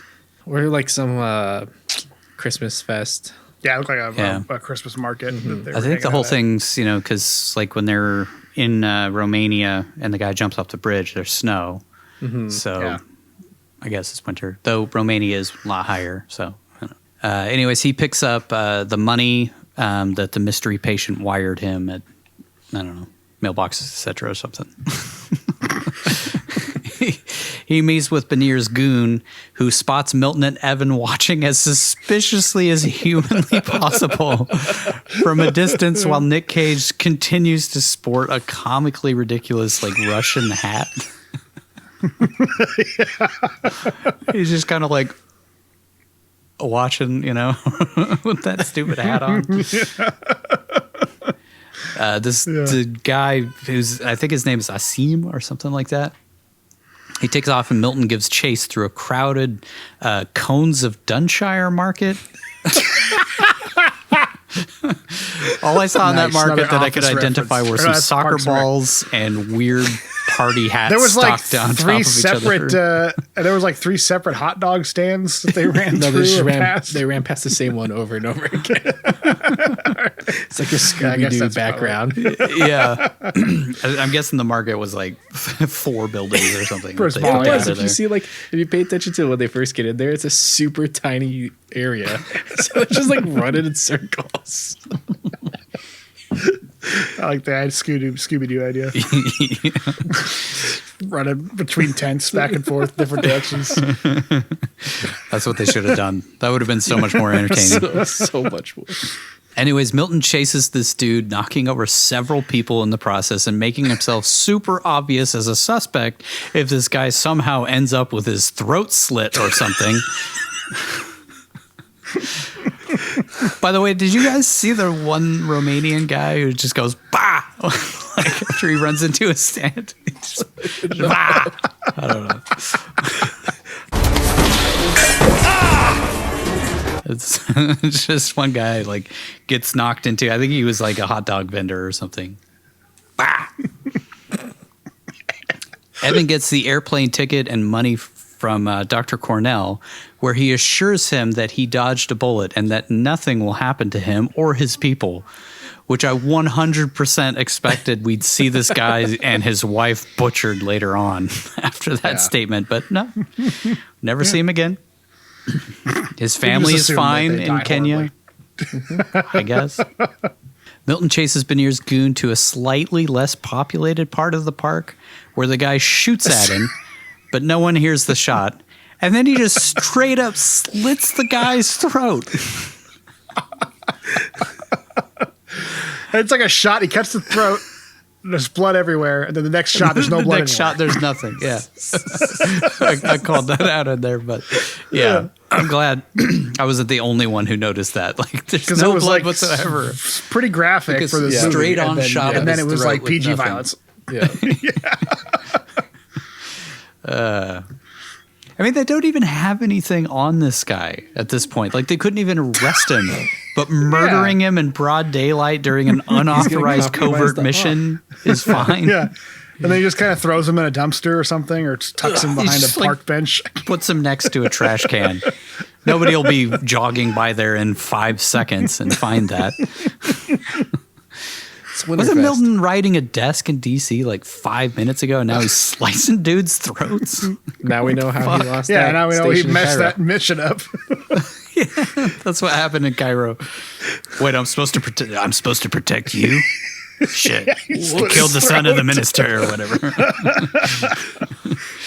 Milton barely even tries to hide this dude's body next to a dumpster, and that's that. He just strolls back to Evan, presumably through the market he just busted up with blood all over his sweater. He's like covered in blood, walks right by all the people he just knocked over, all their stands and shit. He also steals the goon's wallet and phone, and back in the hotel, he and Evan discuss the next part of the plan. They're going to text Benir to make this guy seem like he's still alive. These two Muslim guys, they just chit-chat back and forth in English, I guess. It's easier that way. It's less conspicuous that way. Evan is going to pretend to be Dr. Cornell so he can fly to Mombasa in his place, in the doctor's place. Oh, he doesn't really look that much like this guy, but... At all. It would be like you trying to be me. I mean, we're both white. It works. Yeah, it's good enough. Let's start there. He has a goatee and wears glasses. I know that. So, yeah, here we go. No contacts.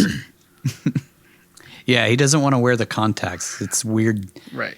Weird thing, which we'll get to. Weird little things like that that's burned into my mind forever about this film. I just wonder if that's like he was trying to stay as composed as he possibly could, and this might twitch him out, confuse him because he's got something in his eyes. Could be, yeah.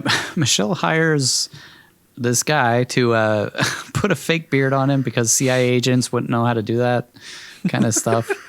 And Michelle warns Milton not to follow Evan to Kenya. Yeah, these guys wouldn't have a clue. Yeah, so they got this guy who like apparently works in the movie business to put on a fake beard. He's like a gay stylist because they have to be, right? Well, I wasn't going to say anything, but that's Paul Schrader. That's Schrader right there.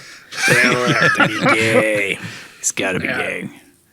Think that guy from Beverly Hills Cop who runs the museum. Make him that gay, okay? Or the guy from Mrs. Doubtfire, the brother. We kind of sound the same. They do kind of sound the same.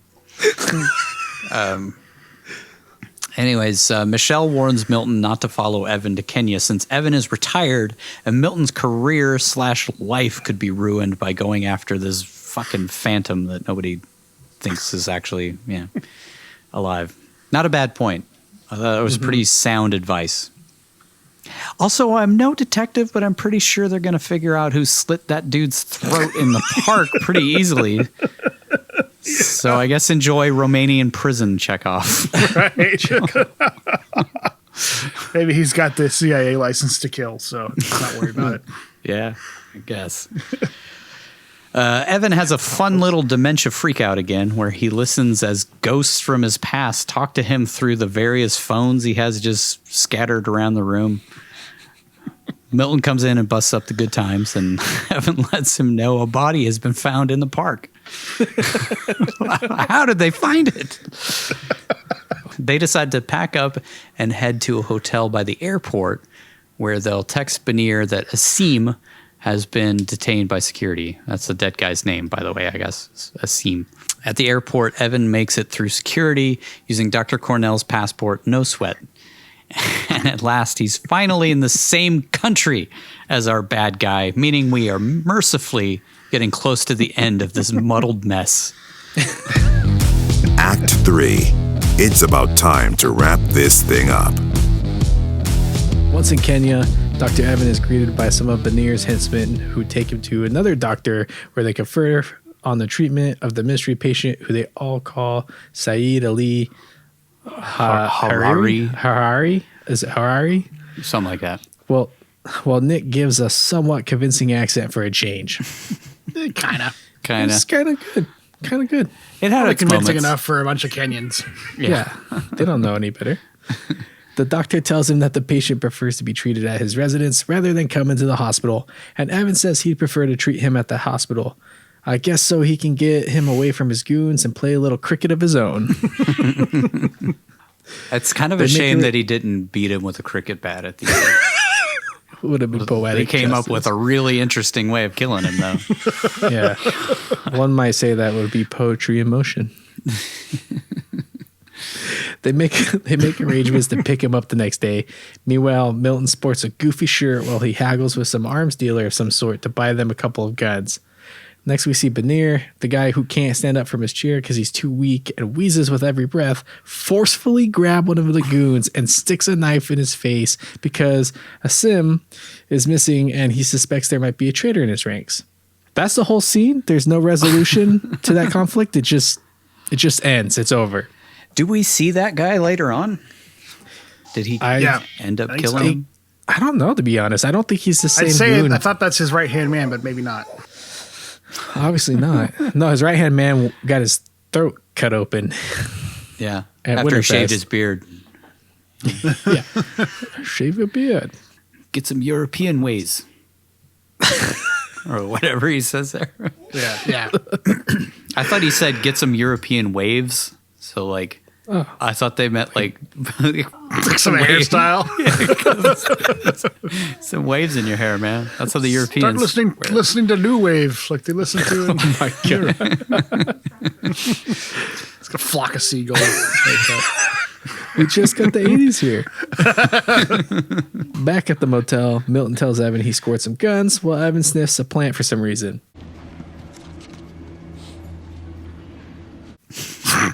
He asks Milton if he smells something since he can't seem to get the smell of burnt dog hair out of his nose ever since that meteor landed. Oh, wait, no. Different, better movie. Sorry, guys. That was an oddly specific thing to have in both movies. Yeah. Milton says that's just how Mombasa smells, which is a dig on Kenya, worse than saying Romania is one big ashtray. He then mentions his weird groping of Milton's jacket back in Bucharest, where he says it felt like dog fur. See, it all goes back to that meteor, I'm telling you. Then he says, Croc. Evan. Croc is gun. which I have to assume was him prepping for his role in the Crude sequel. Croc is gun. It's fucking brilliant writing. We got to be reminded he's got dementia. Yeah, can't forget. Touche. It's just him sniffing that plant was so like, what the fuck? Because like when he touches the jacket, I was like, what the fuck? And then when he sniffs the plant, I'm all right. I guess the FTD is moving faster than we thought. Accelerating at a rapid pace. They kind of said like he says he had a couple years before it was really gonna before it really hit him. Maybe the stress of trying to find this phantom is accelerating. Well, travel. He's now traveled to 2 different countries, which are how long. Those are long flights. Yeah. So Romania is probably, Sleep what, deprivation. 16 hours? And then from Romania to Kenya is probably 10, 15? I don't know. Something like, I don't know. I know Yeah. that it's deceiving, like that flight from like Europe into Africa, because you have to go on the curvature of the Earth. Yeah. Yeah. No, you just straight line. It's just a straight line. Flat. Straight flat line.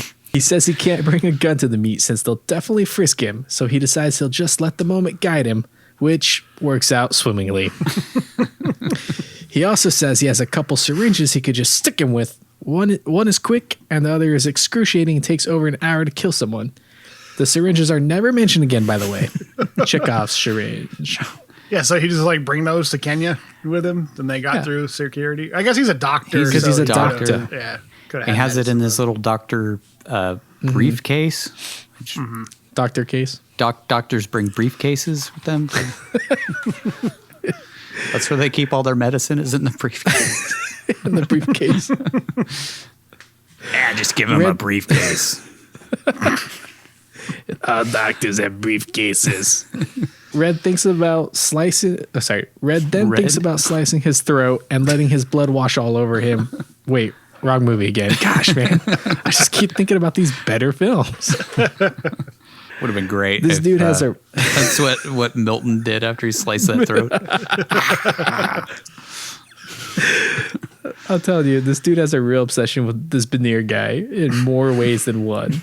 He says he has a belt blade and figures he'll only be able to get that past the guards, but won't be able to bring a GPS/listening unit device that Milton tries to give him.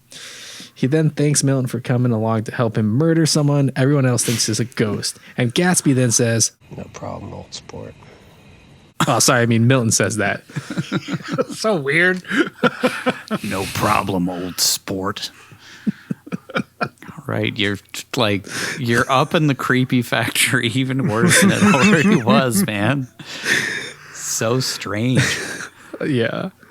I guess I Just haven't more seen clues. like a plethora of Anton Yelchin performances, but this one is just all over This the is place. bizarre. Yeah. It's really It weird. Yeah, it seems so out of character for him. The next day, Evan plays with his belt blade and tells Milton to do whatever he wants if Evan isn't out of the meetup with Ali Hariri within an hour. Next, we see Milton at the Wally World land with a half dozen Kenyan strippers. The Willy's Wonderland? Like, What are you gonna do? like Willie's, but we can't. Wally. It's trademarked. It's trademarked, so we have to make something. Wally's very Wonderland. Wally's Wonderland. It's the Kenyan version of Willie's. Yeah, that unlike that that untrademarked Wally. Evan gets picked up by Benear's guys at the hotel, where they once again frisk him as Milton watches while super inconspicuously holding a tourist pamphlet straight in front of his face like a far-sighted old man. It's like he's just holding it. It's so I know. It's like how You're in this the is when you get CIA. caught. The only thing he's good at is killing people. That's about it. Couldn't they have like given him a watch or something with like a listening device in it or a GPS tracker? Isn't that like standard issue stuff for CIA No, because they guys? frisk him. Yeah, but he's wearing a watch. See it. Well, Isn't he wearing a watch in the scene? I don't remember. I can't remember. I think he is actually. Listen, Paul Schrader doesn't know anything about the CIA. He just knows about writing awful endings to films. That's what he specializes in. He can't bring home a third act to save his life. Yeah, At least lately. We should say we don't at know. We least these might two films. not be able to blame this on him. Touche. We don't That's know true. yet That's until true. We see Dark. We will Maybe be they able to kept make that. that assessment in our next episode for sure. Our guys take him to the patient, who Evan instantly recognizes as Benear, confirming his insane hypothesis and mismatch of vague clues we've all been struggling to keep up with this whole film. Benear doesn't recognize him, though, since he hasn't fantasized about killing this guy every single day, all day long for 22 years, and has moved on with his life like a goddamn normal person. Then they exchange pleasantries. They're very hospitable through this whole scene. I liked Benier, you know, he's a good guy. Seems like a good dude. Oh, nice guy. Thank you. Yeah. Thank you so much for coming. Seems like a really good nice. dude. Yeah. Yeah. He's really mellowed. I think age has mellowed him out. Except he threatened to kill the doctor's whole family if he didn't show up. But oh, yeah. That too. And the guy that he almost killed. Threatened to or murder may have killed. I don't know. Yeah, we don't know. I'm sure when it's I ambiguous. watch it back to, put the edit together, I'll be like, oh, yeah, he's in that scene. All right. Evan keeps up the doctor charade and goes over a treatment he would suggest to treat Benier's thalassemia.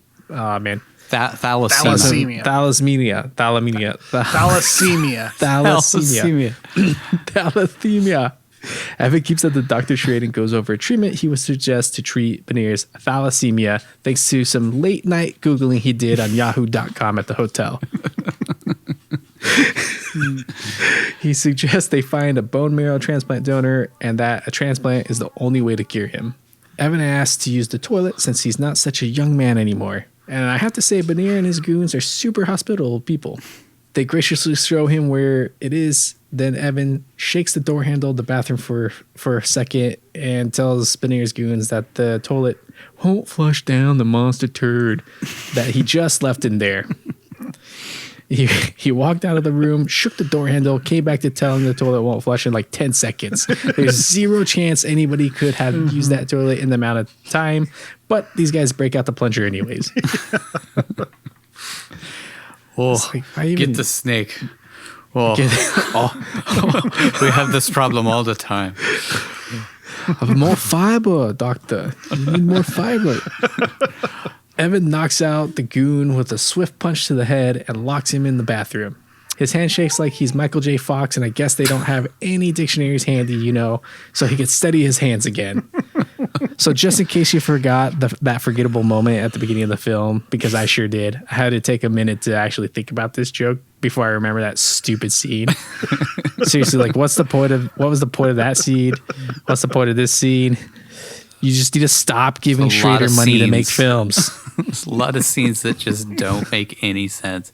Or just okay, what was the point of that? All right.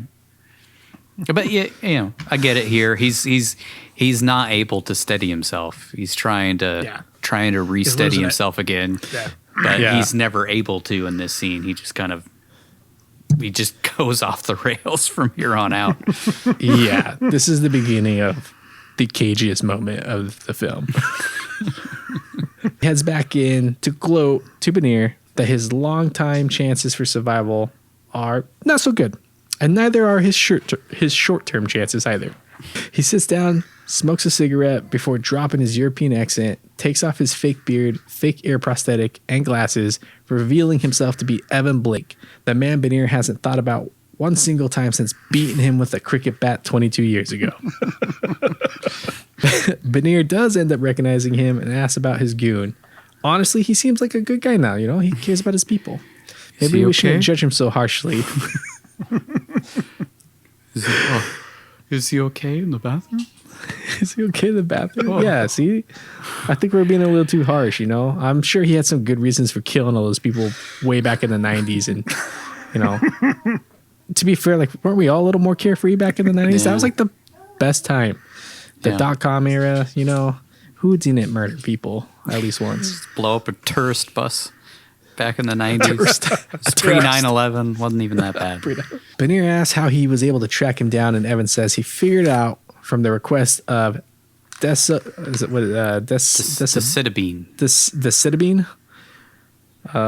Whatever, the drug. And Evan says he figured it out from the request of decitabine and Benier's family history. Benier realizes it was Evan who sent him into hiding thanks to whatever nonsense Evan said earlier about putting out a wire or whatever. Honestly, who cares anymore at this point? If you couldn't tell, I was kind of over it. Yeah, it's just the characters rehashing stuff we already know about. Yes. It's just been, come on. We're talking about shit we already talked about. Why does it matter how he found it? Yeah. How did you find me? Who cares? I'm here now. About to stab you in the neck with my belt knife. With my belt knife that I'm If I don't just lose my ever-loving mind first. He tells him he would have died from anemia just like his dad. Before Evan can enact his blissful revenge, he spaces out for a bit, forgets who he is, and despite having just clogged the toilet with a monster turd, probably shits his pants for good measure as well. He rubs his head for a minute while Benir asks why he gave him a fake name all those years ago, and Evan says he was trying to make a point. Evan unbuckles. No, he does say it later on. He says it later on. He didn't want to be the guy who gave up a name. Yeah. Did that happen later on, or is that? I think it happens earlier. He explains it to Milton. Yeah. Why didn't you? He didn't want to be give the him a agent who name? gave up a name. That was when he was at home, standing in front of the flag with a hole in it, right? Probably, yeah. Mm-hmm. Yeah. Evan unbuckles his pants and prepares to get down to business. Evan unbuckles his pants and prepares to get down to the business he's been dreaming about all these years. To kill him. Not that other thing. Although Benir drops a little religious sermon on him while Evan struggles to unscramble his brains about how Americans see themselves as a religion. Something about Greeley, Colorado, being paradise on earth, and then Evan sings Baby It's Cold Outside for some goddamn reason. Baby, it's cold outside.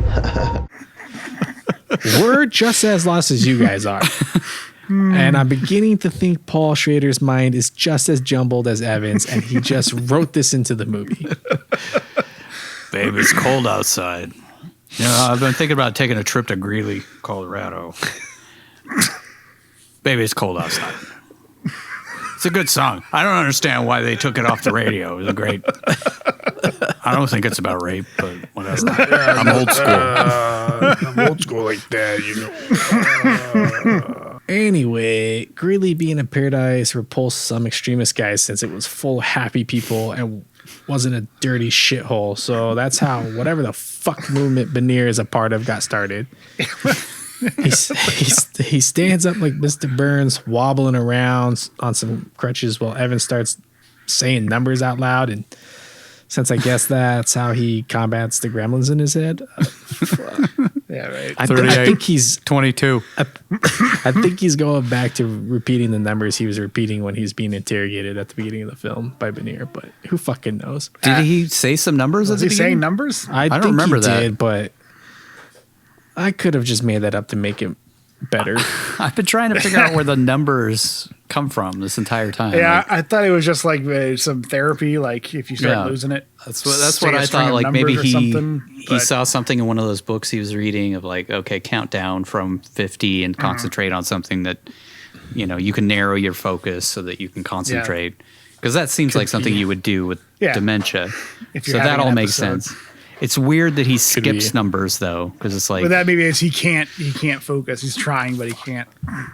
Yeah, maybe. Yeah. He flashes back to being tortured by Benir years earlier and starts giving modern day Benir his fake name again while this guy goes off about some more fundamentalist doctrine. Evan is even more confused by all this than we are and tells Benir, We like the fear. I like the fear. I like the fear. Walter then asks, Evan asks if Benir thinks the bad stuff he did made any difference. No, wait. He screams, Do you think it made any difference? Well, you're dead! You! He's really off the rails in this scene. Yeah. We like the fear. I like the fear. I like the fear. Like, what the hell? What are you talking about? What are you talking about? Benir realizes Evan is sick too, since he's drooling, screaming like a lunatic, and punching the air above his head while screaming, "Cocksucker! Cocksucker!" Wait, no, that last part was from a different movie again. I think he was screaming, "I like the fear." Evan tells him he has a disease of the brain and lets him know that he's forgetting things. I like how these guys are starting to reconnect. Maybe they can rebuild that friendship. He does just kind of like, this guy's familiar. He's a friend. Okay. We hear the call for prayer, so Benir hops up to pray and asks Evan for help, and he says, No, I won't do that. What the fuck is going on at this point in the film? We have two cripples just rambling bullshit at each other. Chewing scenery. Yeah. But This here scene is asks like what we're all 10 thinking. minutes long. Like, Yes, what it's was the point super of the long. scene? Like, I get the sense that they were going to do a whole lot of like sensory stuff with the camera stuff that, you know, they ended up cutting out of the film. Because I saw a couple little like snippets of dark, and that's definitely in there. It's like moments where like everything just goes really weird around Nic Cage's vision while he's watching this dude like recite this crazy sermon. But like, what did they have to leave all of this in the movie? It just No, they should not have. He just finishes his speech, and then he sits down. He's like, "Oh, can you help me up?" No, I won't do that. I won't do that. Veneer asks what we're all thinking. Are you going to kill me or what? And Evan just kind of leaves. I'm not kidding. He just leaves after we build up to this for 80 fucking minutes. Which if they had just ended with that, I think it could have been an ending. That would have been a good ending. They're just both sick, broken men, and that's it. You know? Yes. Sick, broken men who are going to die soon. There's no point in trying. Like, we really to rooting for this old guy to kill this crippled guy. Like, you know, turn it back on the audience. Like, okay, Yeah. You know? Yeah. It's kind of like, this you is know, what you really want to see. Is this what you wanted to see? Evan got closure, and he realizes that this was kind of a pointless pursuit from the very beginning. Yeah, I guess. Or he completely lost his mind, and he's just like, I forgot where I am. I got to go. Yeah. Yeah. Yeah, could be that too. Stranger danger. I got to get out of here. I got to go. Like when Milton finds him in a second here, he's just like staring at him like, Milt. Croc his gun. Croc his gun. Yeah, so the movie unfortunately does not end here. And Milton finds Evan wandering in the streets of Mombasa. Evan looks at him like he just fried his brain on that acid from Mandy before recognizing him. Milton asks if it was worth it, and he says, yeah, it was worth it. You should have heard him scream. So either he thinks he killed him due to the dementia, or he knows Veneer will die soon, so there's no point in enacting this revenge he's been dreaming about for 22 years, to the point that his bloodlust cost him a retirement ceremony where the president would have been present, ensuring it would be so good it would take the tits off of everybody that attended. So good, take your tits off. I'm telling you, Mr. President, it's gonna take your tits off. This whole movie would have been worth it if that had been the final credits. Right. Just telling President Obama, So good, it's gonna take your off. tits off. Then Obama's like, this carpet feels like shaved pussy, doesn't it?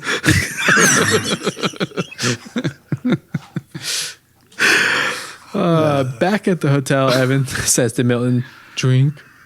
I'm having one. Before they head out for a little stroll by the pool. And this is where it's like obviously not a hotel in Mombasa. It's like a resort in Australia. Yeah. It's the Four Seasons. Milton is suddenly shot in the shoulder. We see Beneer's guy shooting blindly into a crowd of pasty white tourists. By the way, this was shot in Australia, in case you're wondering where all the Kenyans are. Evan shoots one of the guys in the shoulder, then takes off after a guy who mows down a handful of tourists with a machine gun. Evan is also shot in the shoulder. It's like the only place they could think to put the squibs, right? Because everybody's getting blasted left and right in the shoulder. By the way, he's totally fine, but all the other guys hitting the shoulder drop dead to the ground and never get back. Except for Milton, who gets a bandage later while looking around angrily like he's trying to spot his dad, who is 2 hours late picking him up from soccer practice.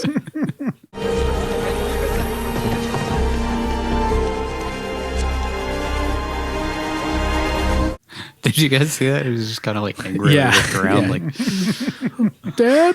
What is he looking for? Where's that shooter? I'm going to slit his throat.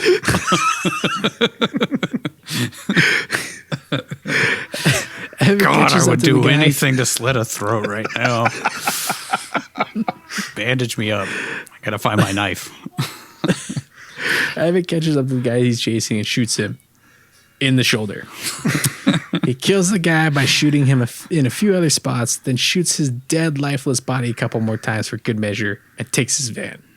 This is kind of where he's like lucid again. Like suddenly, okay, he's back to being the CIA agent he once was.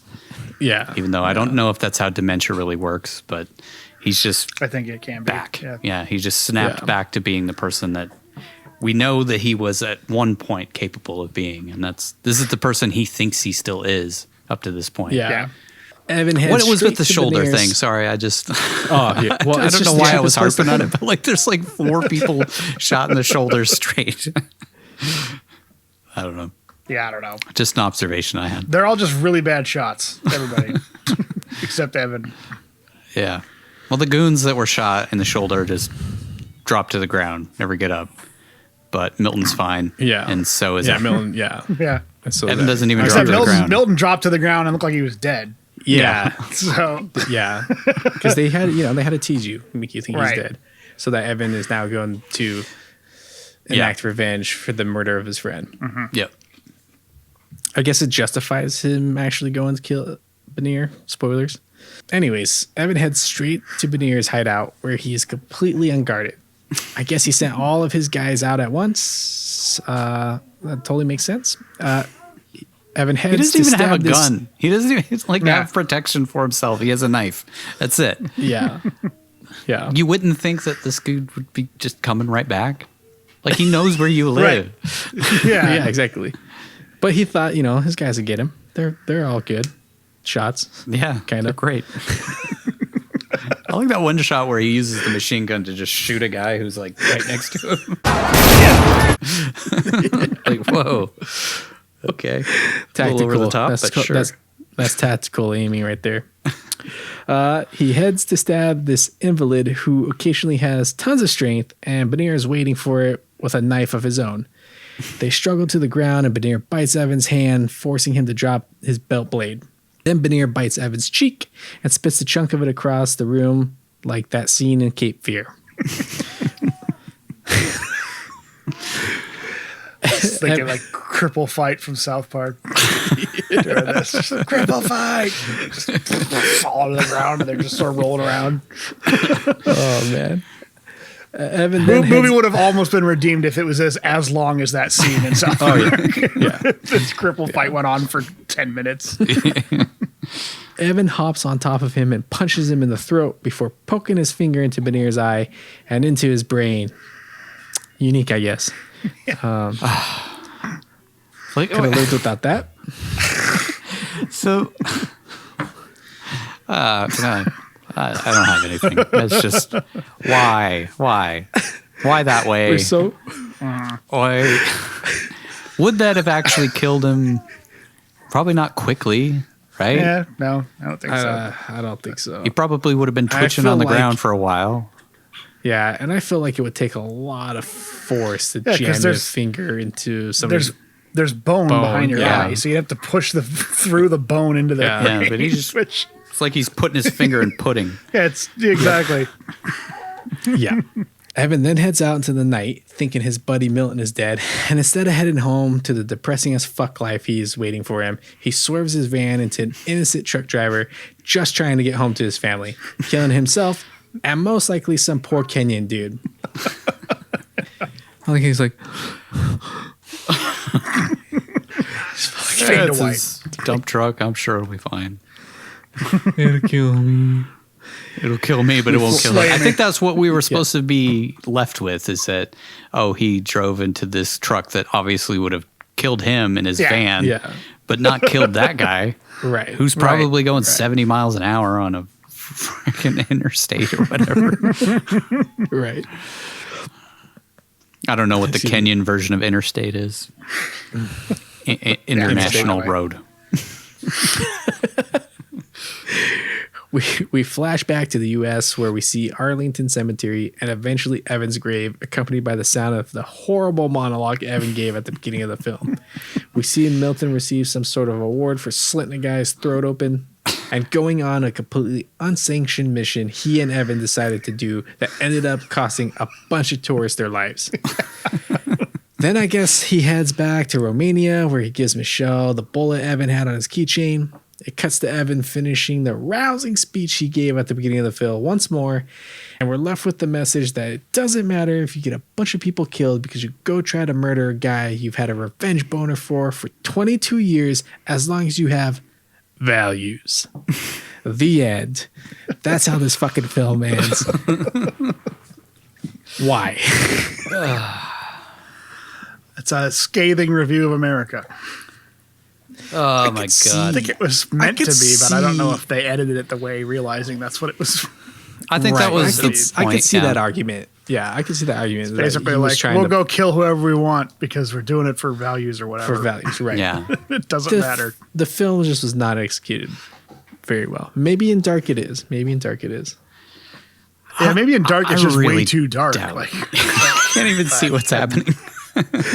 Is what's going on? The brightness is all the way up. I still can't fucking see anything. Maybe Dark is just literally a black screen for the whole time. And it just makes a better film. The opening monologue just playing the whole time. You have values.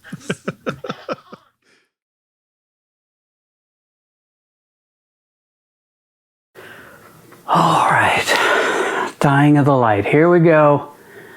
The spy, what is the name of the devil? My name is Charles Wachowski, a representative for Spirit Systems. What the hell are you doing here? The CIA fell from the Berlin Wall, watching porn, tapping phones. What in the name of Jesus Christ nailed to the cross are you doing here? Call of duty and love of country, because you have values. Hey, put that dictionary on my hand. It's that book over there, the orange one. It's a dictionary. There are two kinds of people in this world. Men of action and everyone else. Good Lord, this movie's bad. You know, these days when I need to take a break from something monotonous, or when I'm just on the go, I like to pop on an audiobook. Chapter 3.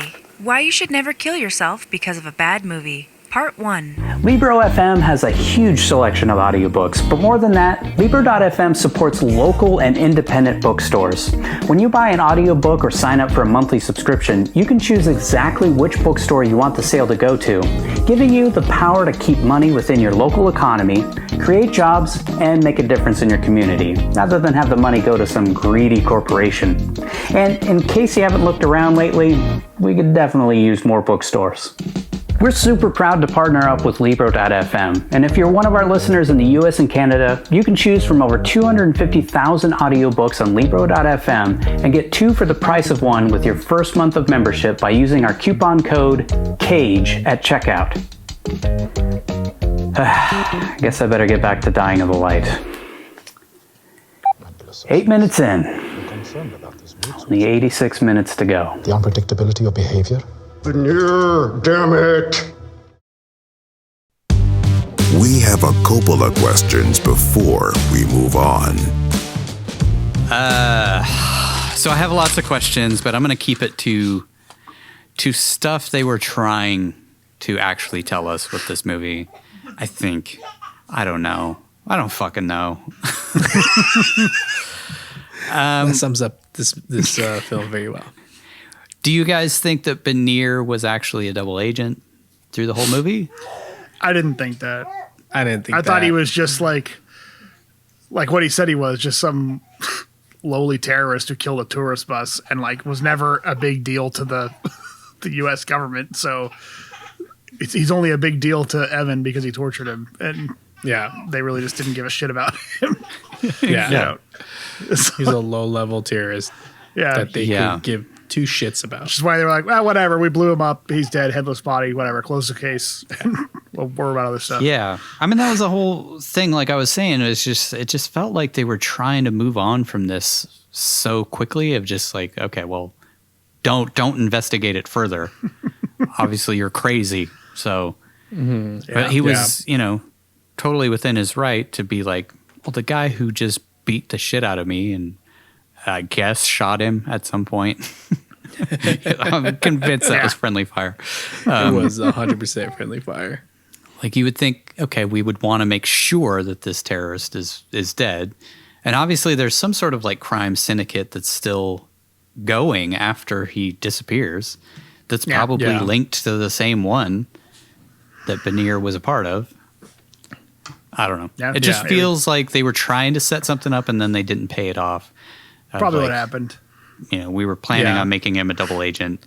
Mm-hmm. So what Evan actually put out there was true. He actually was a double agent. I don't know. Yeah. Yeah. Whatever the hell that was, I don't know. I put a wire out to all the heads of intelligence, and that was enough to make this guy go underground for 22 years. Yeah.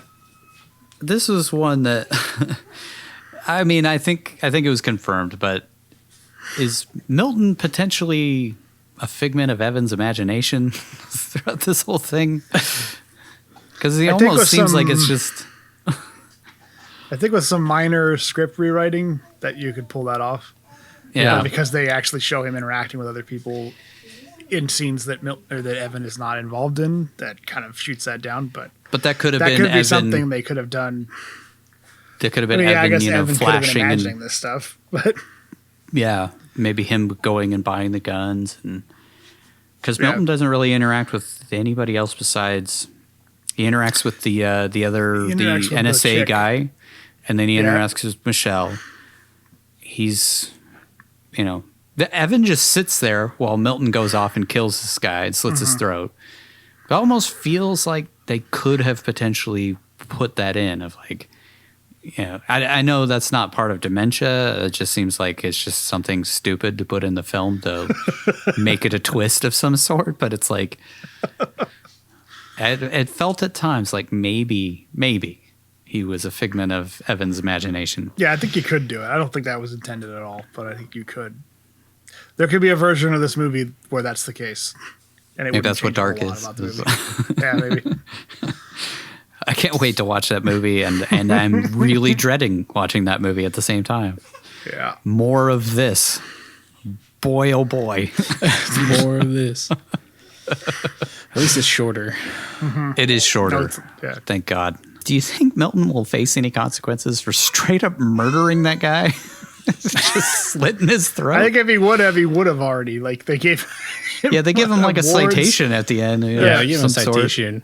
Which I kind of feel like maybe the Romanian authorities would be on him for it, but he also murdered a guy who worked for a terrorist organization. So I don't think the CIA is going to do anything about it.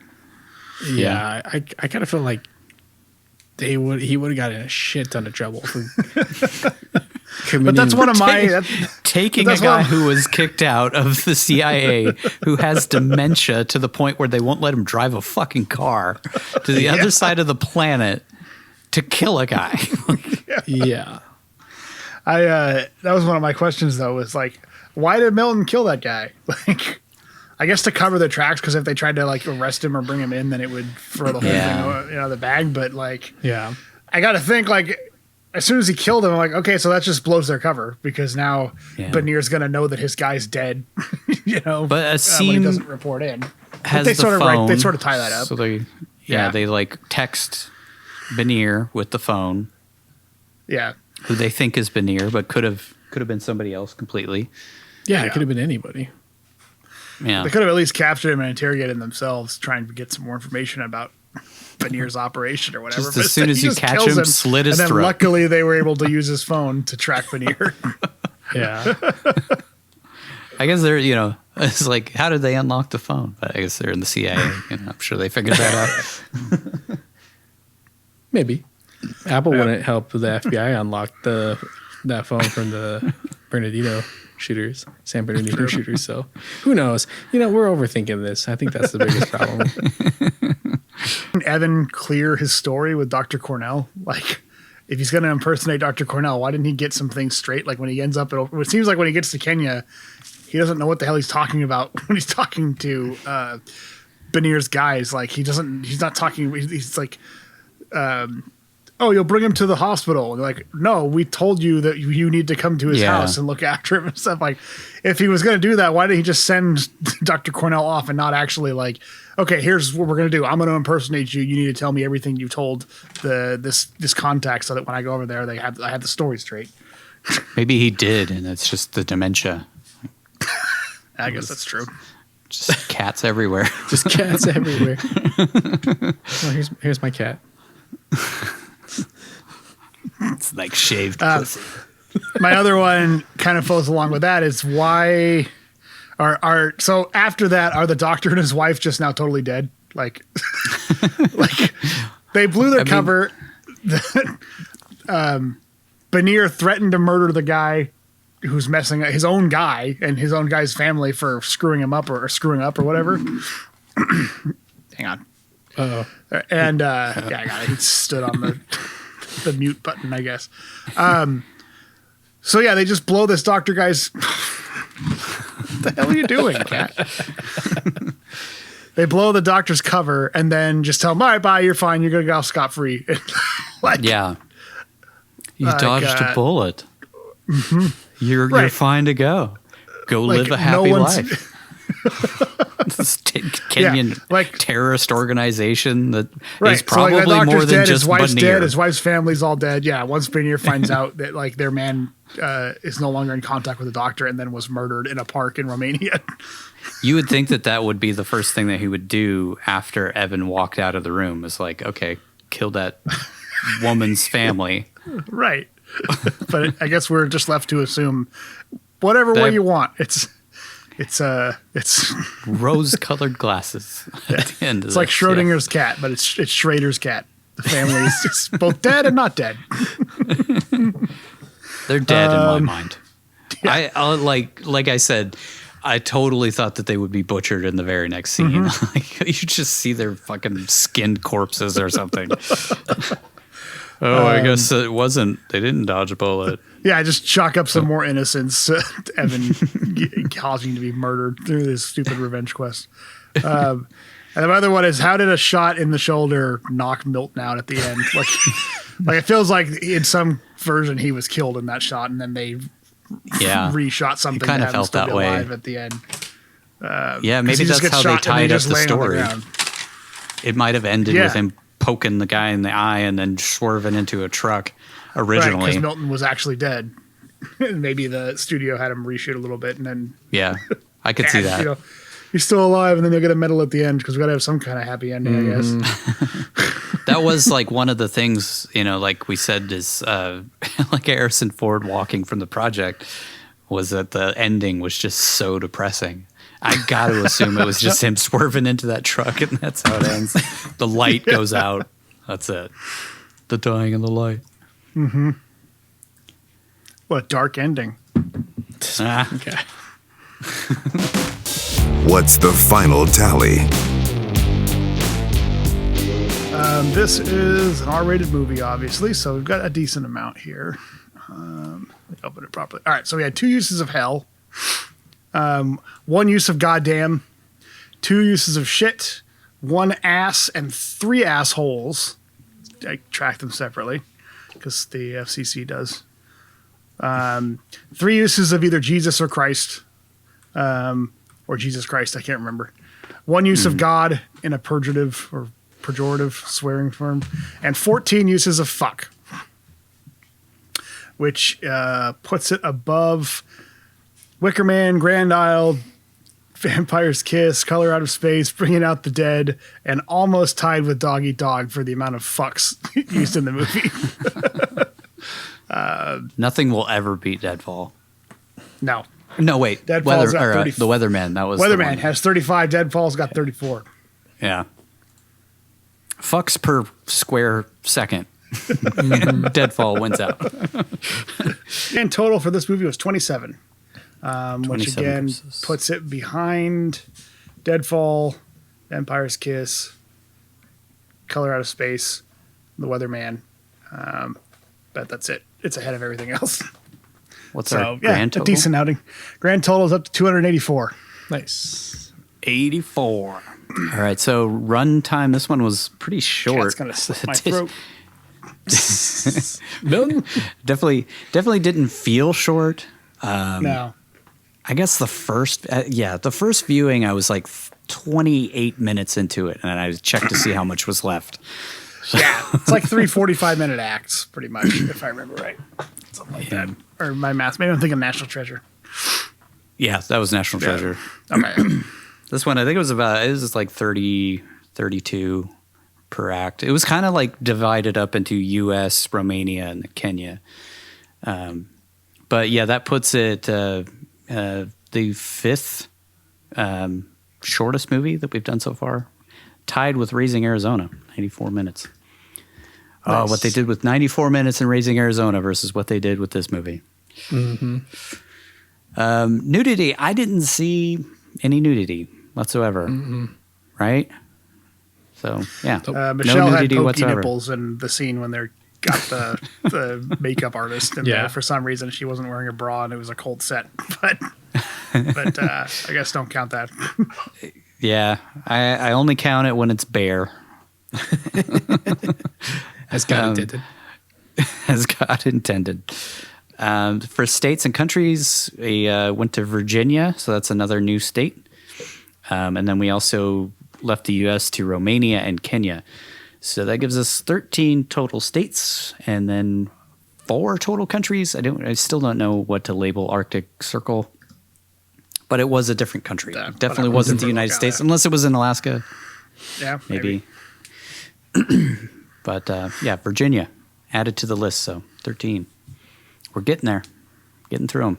And then DC, like, we're not really counting districts, but eventually that might be a state, and we can add it into our into our total. But it's a locale on the map, at least. Yeah. Yeah. On the budget, $5 million made $74,639. And then, so our grand total up to this point is 450.5 on the budget, 931.4 million on the gross. So we are closing in on $1 billion, which is after what? So we're not going to do trackers and all that stuff on Dark because it's not really a movie. We're not going to do any of this stuff on that. We're just going to do the breakdown, ask some questions, and then give our rating on it. Peace out. And get the hell out of here. Never think about this movie again. So that puts it just barely above Dog Eat Dog, which made $69,000. Yeah, he beat himself, huh? Yeah. Dying in the Light is, I guess, it is technically a better movie in some respects. Yeah. On the ratings, we had an actual rating on this film, which was a surprise. I didn't expect this to actually be rated, but got an R rating, which I think they intended to put this in the theater, and then it just didn't work out. I think there's just a lot of factors that just made this thing almost unreleasable in a number of different ways. Like, Paul Schrader didn't even want it out, so that gives us a grand total of 6 R-rated. So that's our highest number of films so far. So he had 4 kills because I'm going to assume he killed the dump truck driver. So 3 baddies, 1 innocent civilian. Death, he died, obviously. So it's been a while since we've had him die in a film. Yep. So that brings us to 7 total deaths out of, 17 films. So he's surviving more than 17. dying. Yeah, crazy. 0 resurrections, so we're still at 2 resurrections for the whole series here of our wonderful podcast. I must sometimes wonder if we should just throw the resurrection thing out, but I don't know. I feel like it'll ramp up, maybe. Yeah, maybe. I don't know. Or we just recommend it, or we just too. mention it next time it shows up. Yeah. Maybe that's what we do is don't talk about it each time. Unless it happens. Yeah. That's fair. Where does this meh mound of mediocrity land? Let's rank this film on the Cageometer. Vince, where does this unbelievably great film rate on your Cageometer? Oh man, I feel bad for how critical I'm going to be. I give this movie a 3. 3. It just was so predictable, and then the end, like the third act, just makes no fucking sense. Like, he goes to kill him, decides not to kill him, and then for some reason Benir sends his guys after him. Like, it could have just ended there. And then like Benir sends his guys after him.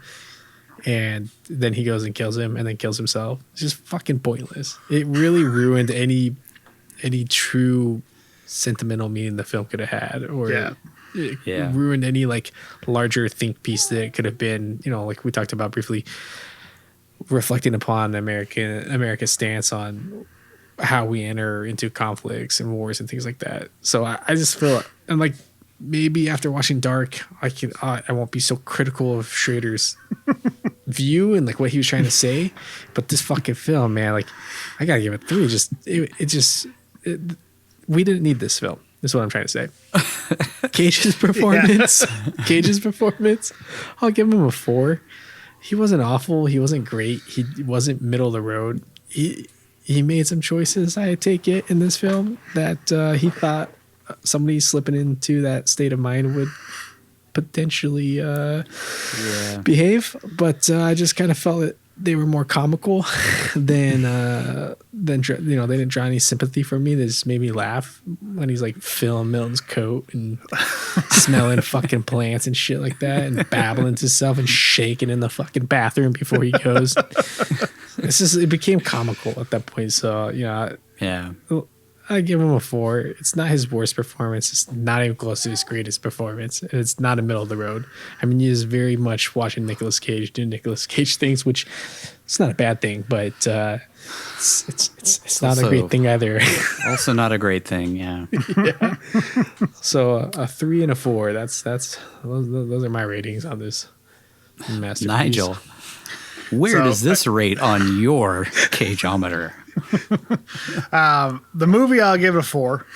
It's because I didn't hate it as I was watching most of it. I think if it hadn't been for the way it ended, it probably would have been a 5, because I was, it was not terrible and it wasn't great, but I was sort of invested in the story as we were going through, even though it was just kind of plotting and not and kind of boring. But they could have stuck a better landing at the end than what they did. Like I said, if they think they'd either just ended it when he leaves Benear and they both just go their separate ways, or even if he'd left Benear and then killed himself, like I think that would have been even more poignant. Like he's like, oh my God, I wasted my life trying to kill this crippled guy and now I'm going to die now. So like I really wasted everything. And he just decides to end it too. And that could have been another statement, but to have like the fake out of like that. And then they just go back to the hotel and then there's going to get shot up at the hotel. And then he ends up just going right back and killing Benear. It's like fucking 30 seconds later, dude. Yeah. So rushed. Do one or the other, or do it where he goes there and then he ends up killing him and then the ending happens. Don't do this, sort of mixed message between it. So I kind of wonder if that was maybe like it was intentional when he has his conflict with Benear, that maybe it was supposed to be really confusing and then we get snapped out of that into a moment of clarity and everything becomes clear and then he goes back and kills him. I don't know.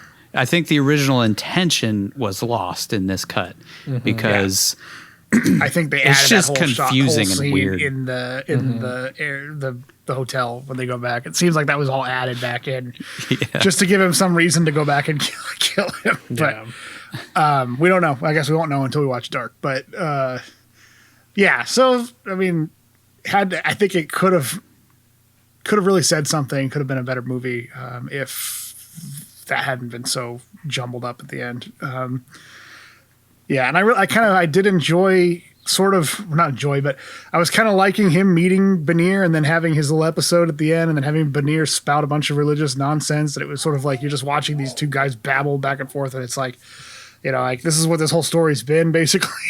But then at the same time, it's also like, okay, so I really did just waste hour and a half of my life watching this story play out, just to have two guys battle at each other incoherently at the end, just for a fake out ending, really, because then they just go back and undo it 5 minutes later. So, it's a solid 4 out of 10 for me. Cage's performance, I'll actually give him a 5 out of 10. I thought there were some moments where, I was actually kind of feeling his portrayal as a guy with dementia. He kind of was sympathetic for it, kind of that dealing with losing yourself. it's mainly just for those moments. Just him being like a broken, old, sad retiree whose glory days are behind him. I wasn't feeling that aspect of the film, but it was the performances of him trying to portray a guy with a degenerative brain disease that I don't think was Oscar worthy, obviously. But I think I haven't seen him do that before. I don't know how often he's done something like that, but it felt like a decent enough attempt at it and a performance of it to give a little bit of heart behind it. Schrader said that was his idea, and that once he found out some of the side effects, he just took it and ran. And Schrader was like, you put it in a genius's hand, and he makes magic with it. Like, yeah. I think some of it was good, some of it was goofy, over the top, but also maybe that's what he was going for because of the whole having overreactions to stuff. But I would still give it a 5 out of 10 just for the effort was solid, but I don't think it really wasn't effective enough to be great, but it was all right. So again, 5 out of 10, kind of dull, but I don't know. These are better review, I guess. Better ratings than I thought you were going to give. I liked it more than Dog Eat Dog. I'll say that much. Dog Eat Dog is the bar. It passed that. Wow. Dog Eat Dog is pretty god awful. Okay. So on my Cageometer, I gave it a 3. This was the least enjoyable movie that we've done so far for me. I feel like Dog Eat Dog had those Willem Dafoe moments. Cage brought nothing to the table in that movie, but at least we had Willem Dafoe. I feel like Paul Schrader doesn't really seem to get how to reach Nicolas Cage. I thought the movie overall was just a mess. I mean, it was just convoluted. There were so many details that didn't need to be there that just made it more complicated. And I almost wonder if that's part of what they were going for, was to make it confusing for us so that we felt his confusion, his dementia, I don't know if that was what he's going for. Maybe we'll find that out in dark. That's why I'm glad that we didn't watch that ahead of time, because I think our review of this film would probably be changed because of that version. But I was so bored. I checked the timer at least 3 different times to see how much more of this awfulness I had to endure. I just didn't like it. I guess that's my review. I just didn't like it. So 3 is, I can't give it worse than, Deadfall is hardly a movie. But honestly, I like Deadfall better than this, because Deadfall had those character moments and was more entertaining, and it drew me in, and I feel like we were way too harsh with Deadfall at this point. We were only 3 movies in. I we think gave Deadfall that a 2. was still technically not that good of a Deadfall movie. is a worse movie than... I think you so, gave it a 4, so... Yeah. Oh, I did? Yeah. I thought you meant Deadfall. You gave this movie a 4. Mm-hmm. So the whole ending, I feel like you guys said, was just unnecessary to come back to it. It lost all the message. I really do feel like all of Anton Yelchin's parts were reshot or reshoots. Could be, the producers trying to figure out a way to end this thing on such, not such a dour, just drive it. It almost if Benear would have lived and then Evan just gets in the van and just drives into a truck, that would have been that would have been a better ending. I would have enjoyed that. I think so. Yeah. It would have been really dark. It would have said something, Yeah. Benear's the one who survived this whole thing, when the whole movie has been about killing Benear, and really we just watched a guy waste the end of his life, Yeah. trying the last to take revenge. moments that he has are spent trying to relive his glory days, and then poking a dude in the eye. That's how it ends. For Cage, I gave him a 3. I didn't think his performance was good at all. I thought it was all over the place, like starting with that monologue, which maybe I hated more than everybody else, but like, fuck, dude, it was so over the top and weird and cagey. It was very cagey. It felt like Walter from Grand Isle, just, this is a sacrifice. Like, and this is like, I don't know if it's just Nic Cage like trying to deliver what he thinks military people are like. But like this is the CIA. I don't know. It's weird. It was just weird, and like all of his little moments like that are supposed to be poignant and draw you into this person's pain and like this awful thing that he's experiencing are more comical than they are, sad at most every turn. Like every time he does something, you're just kind of like, all right, okay. So why did he say I am the fear? We like fear.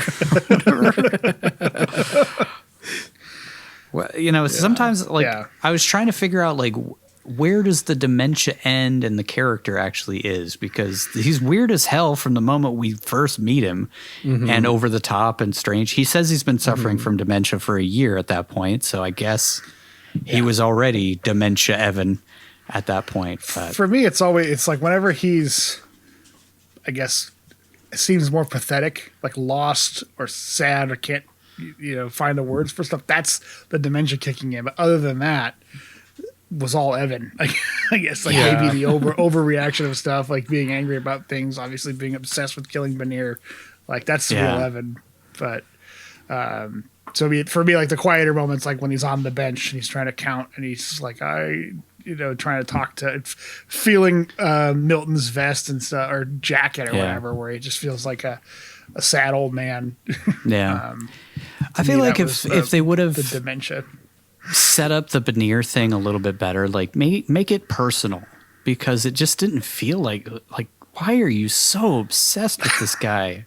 Like every waking moment, all he ever thinks about is killing this dude, and it's like I get that he cut his ear and like he tortured him, but I didn't feel like this was some incredibly like, oh, I got to get revenge for this, just if there would have been something like he lost somebody in the field, like somebody he really cared about or something. If Michelle, like maybe he was in love with Michelle, and then we meet Michelle and she's got like one leg or something, and it turns out it was Banir who took it. Anything to make me feel like he actually has a reason to hate this guy so much. Yeah. I just didn't feel that. And it was like, he's so obsessed with him that at a certain point I was just bored by it. And that point was like 20 minutes into the movie. And the whole rest of the movie was his pursuit of this guy that. It was flat. So I gave 3 and a 3. I'm standing by it. Fair enough. I hated it. I hated it. I didn't like this movie at all.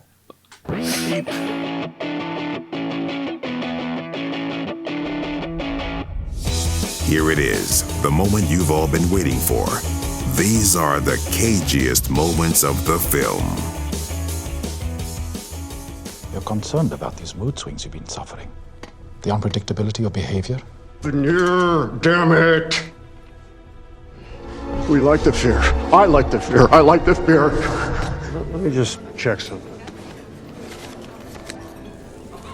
Yep, I am in Romania. Are you out of your fucking mind? This whole country is a smoking section. Okay. Sir, there is a smoking area upstairs. I'm putting it out. Jesus! Will you please help me? No, I won't do that. Do you think it made any difference? Well, you're dead! You! Banir's got it. It's come out. It's in his blood.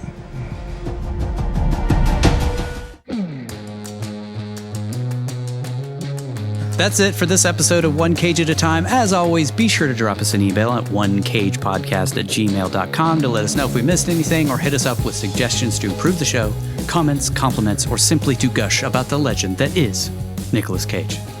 Up next, we'll be watching the Paul Schrader cut of this masterpiece, Dark, which was recut by the director in 2017 using DVD copies of his first cut and some dailies and stuff, and approximates what he intended for the film to be.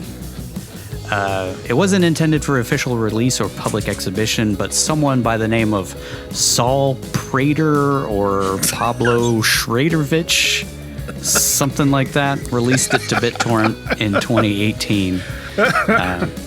Make sure to check it out at the UCLA Film and Television Archive or at the MoMA Department of Film, or brave some of the darker parts of the internet if you want to watch it ahead of we're going to do a truncated episode on this because we're not going to devote we already did all the quick facts and all the crap in this one, so it'll just basically be our breakdown and then our ratings of it. But go and check it out if you can stomach it ahead of our next episode, or don't. Who cares? This movie sucks. Until then, we'll say goodbye the way we do each and every episode with our Nicolas Cage quote of the film.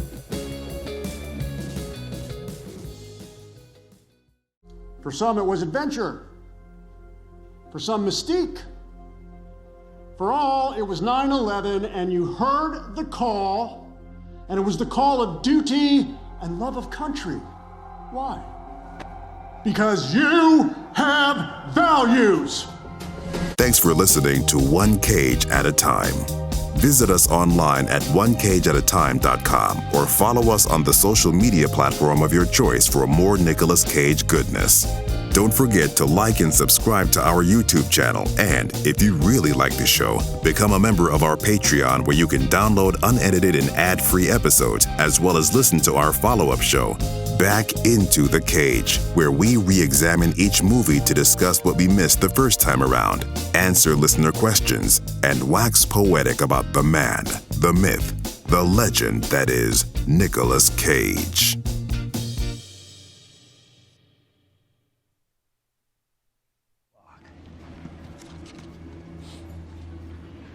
How much?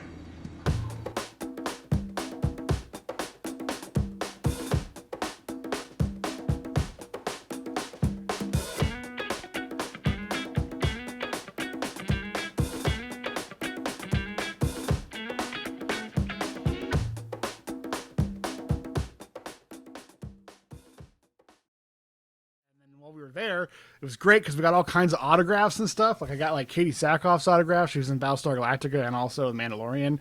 I mean, she signed it in kind of like blue on dark, but it doesn't really show up. But it looks okay if you see it in person. So we got her stuff. There's a couple of voice actors. Like we got Sam Witwer, who does the voice of Darth Maul on the Clone Wars and on Rebels, and Solo too, who's in that as well. And then also D. Bradley Baker, who does all the clones. He also did Klaus in American Dad, so he did a really funny impression when my wife asked him about that. So, it was pretty fun, pretty good time. And then also we got Eunice Suotomo's autograph, who plays Chewbacca in the new movies, which is great because we also have Peter Mayhew's autograph from a previous convention. But since we were there, we also got Carrie Jones's autograph, who plays Black Chrysanthemum on Book of Boba Fett. So it got a little Wookiee collection going on, you know. And then, of course, like speaking of Mandalorian, we got Carl Weathers' autograph. You know, he wasn't doing any like Predator like signings and stuff, although he had some Apollo Creed pictures there and headshots. But I had to get like the whole Grief Karga thing going on because of all the rest of the celebration stuff we got. So, and then this guy's Rupert Friend. He's the new High Inquisitor, Grand Inquisitor in Obi-Wan Kenobi. He really loved my daughter. You can see he wrote like her name in like a heart. But he was super nice, super friendly, really cool to get his autograph. And then, of course, we got Giancarlo Esposito, who played Gus on Breaking Bad, and also Moff Gideon in The Mandalorian. Sweetest guy in the world, like really friendly, awesome. And then, like the best one is Ian McDermott, who plays Palpatine. We got to do it on there, like because it's the meme word, but he also like said it to my daughter and waggled his fingers like he was hitting her with force lightning. It was great. It was awesome. We got, what else we do? Oh, we got this Bad Batch poster, which people were only supposed to get if they went to a panel, but we managed to sneak into the area where they were handing them out and grab some of the last ones there, even though we didn't get into the panel. So I've already seen them on eBay for like $50 a piece or something ridiculous. So I got it framed and ready to go. I'm not selling it. I'm going to keep it, obviously. And then my favorite thing is I got this like 1-to-1 replica of Darth Vader's lightsaber, and you can see it even has like the S and the B stamped on it from when it was made out of like photography equipment when they made the original prop. So it has a belt loop. You can display it on a costume. But also the coolest thing is it actually came with this attachable blade that you can slot in here like this, and then it actually lights up and it makes all the noises, and you can flip it from side to side. So I mean, how cool is that?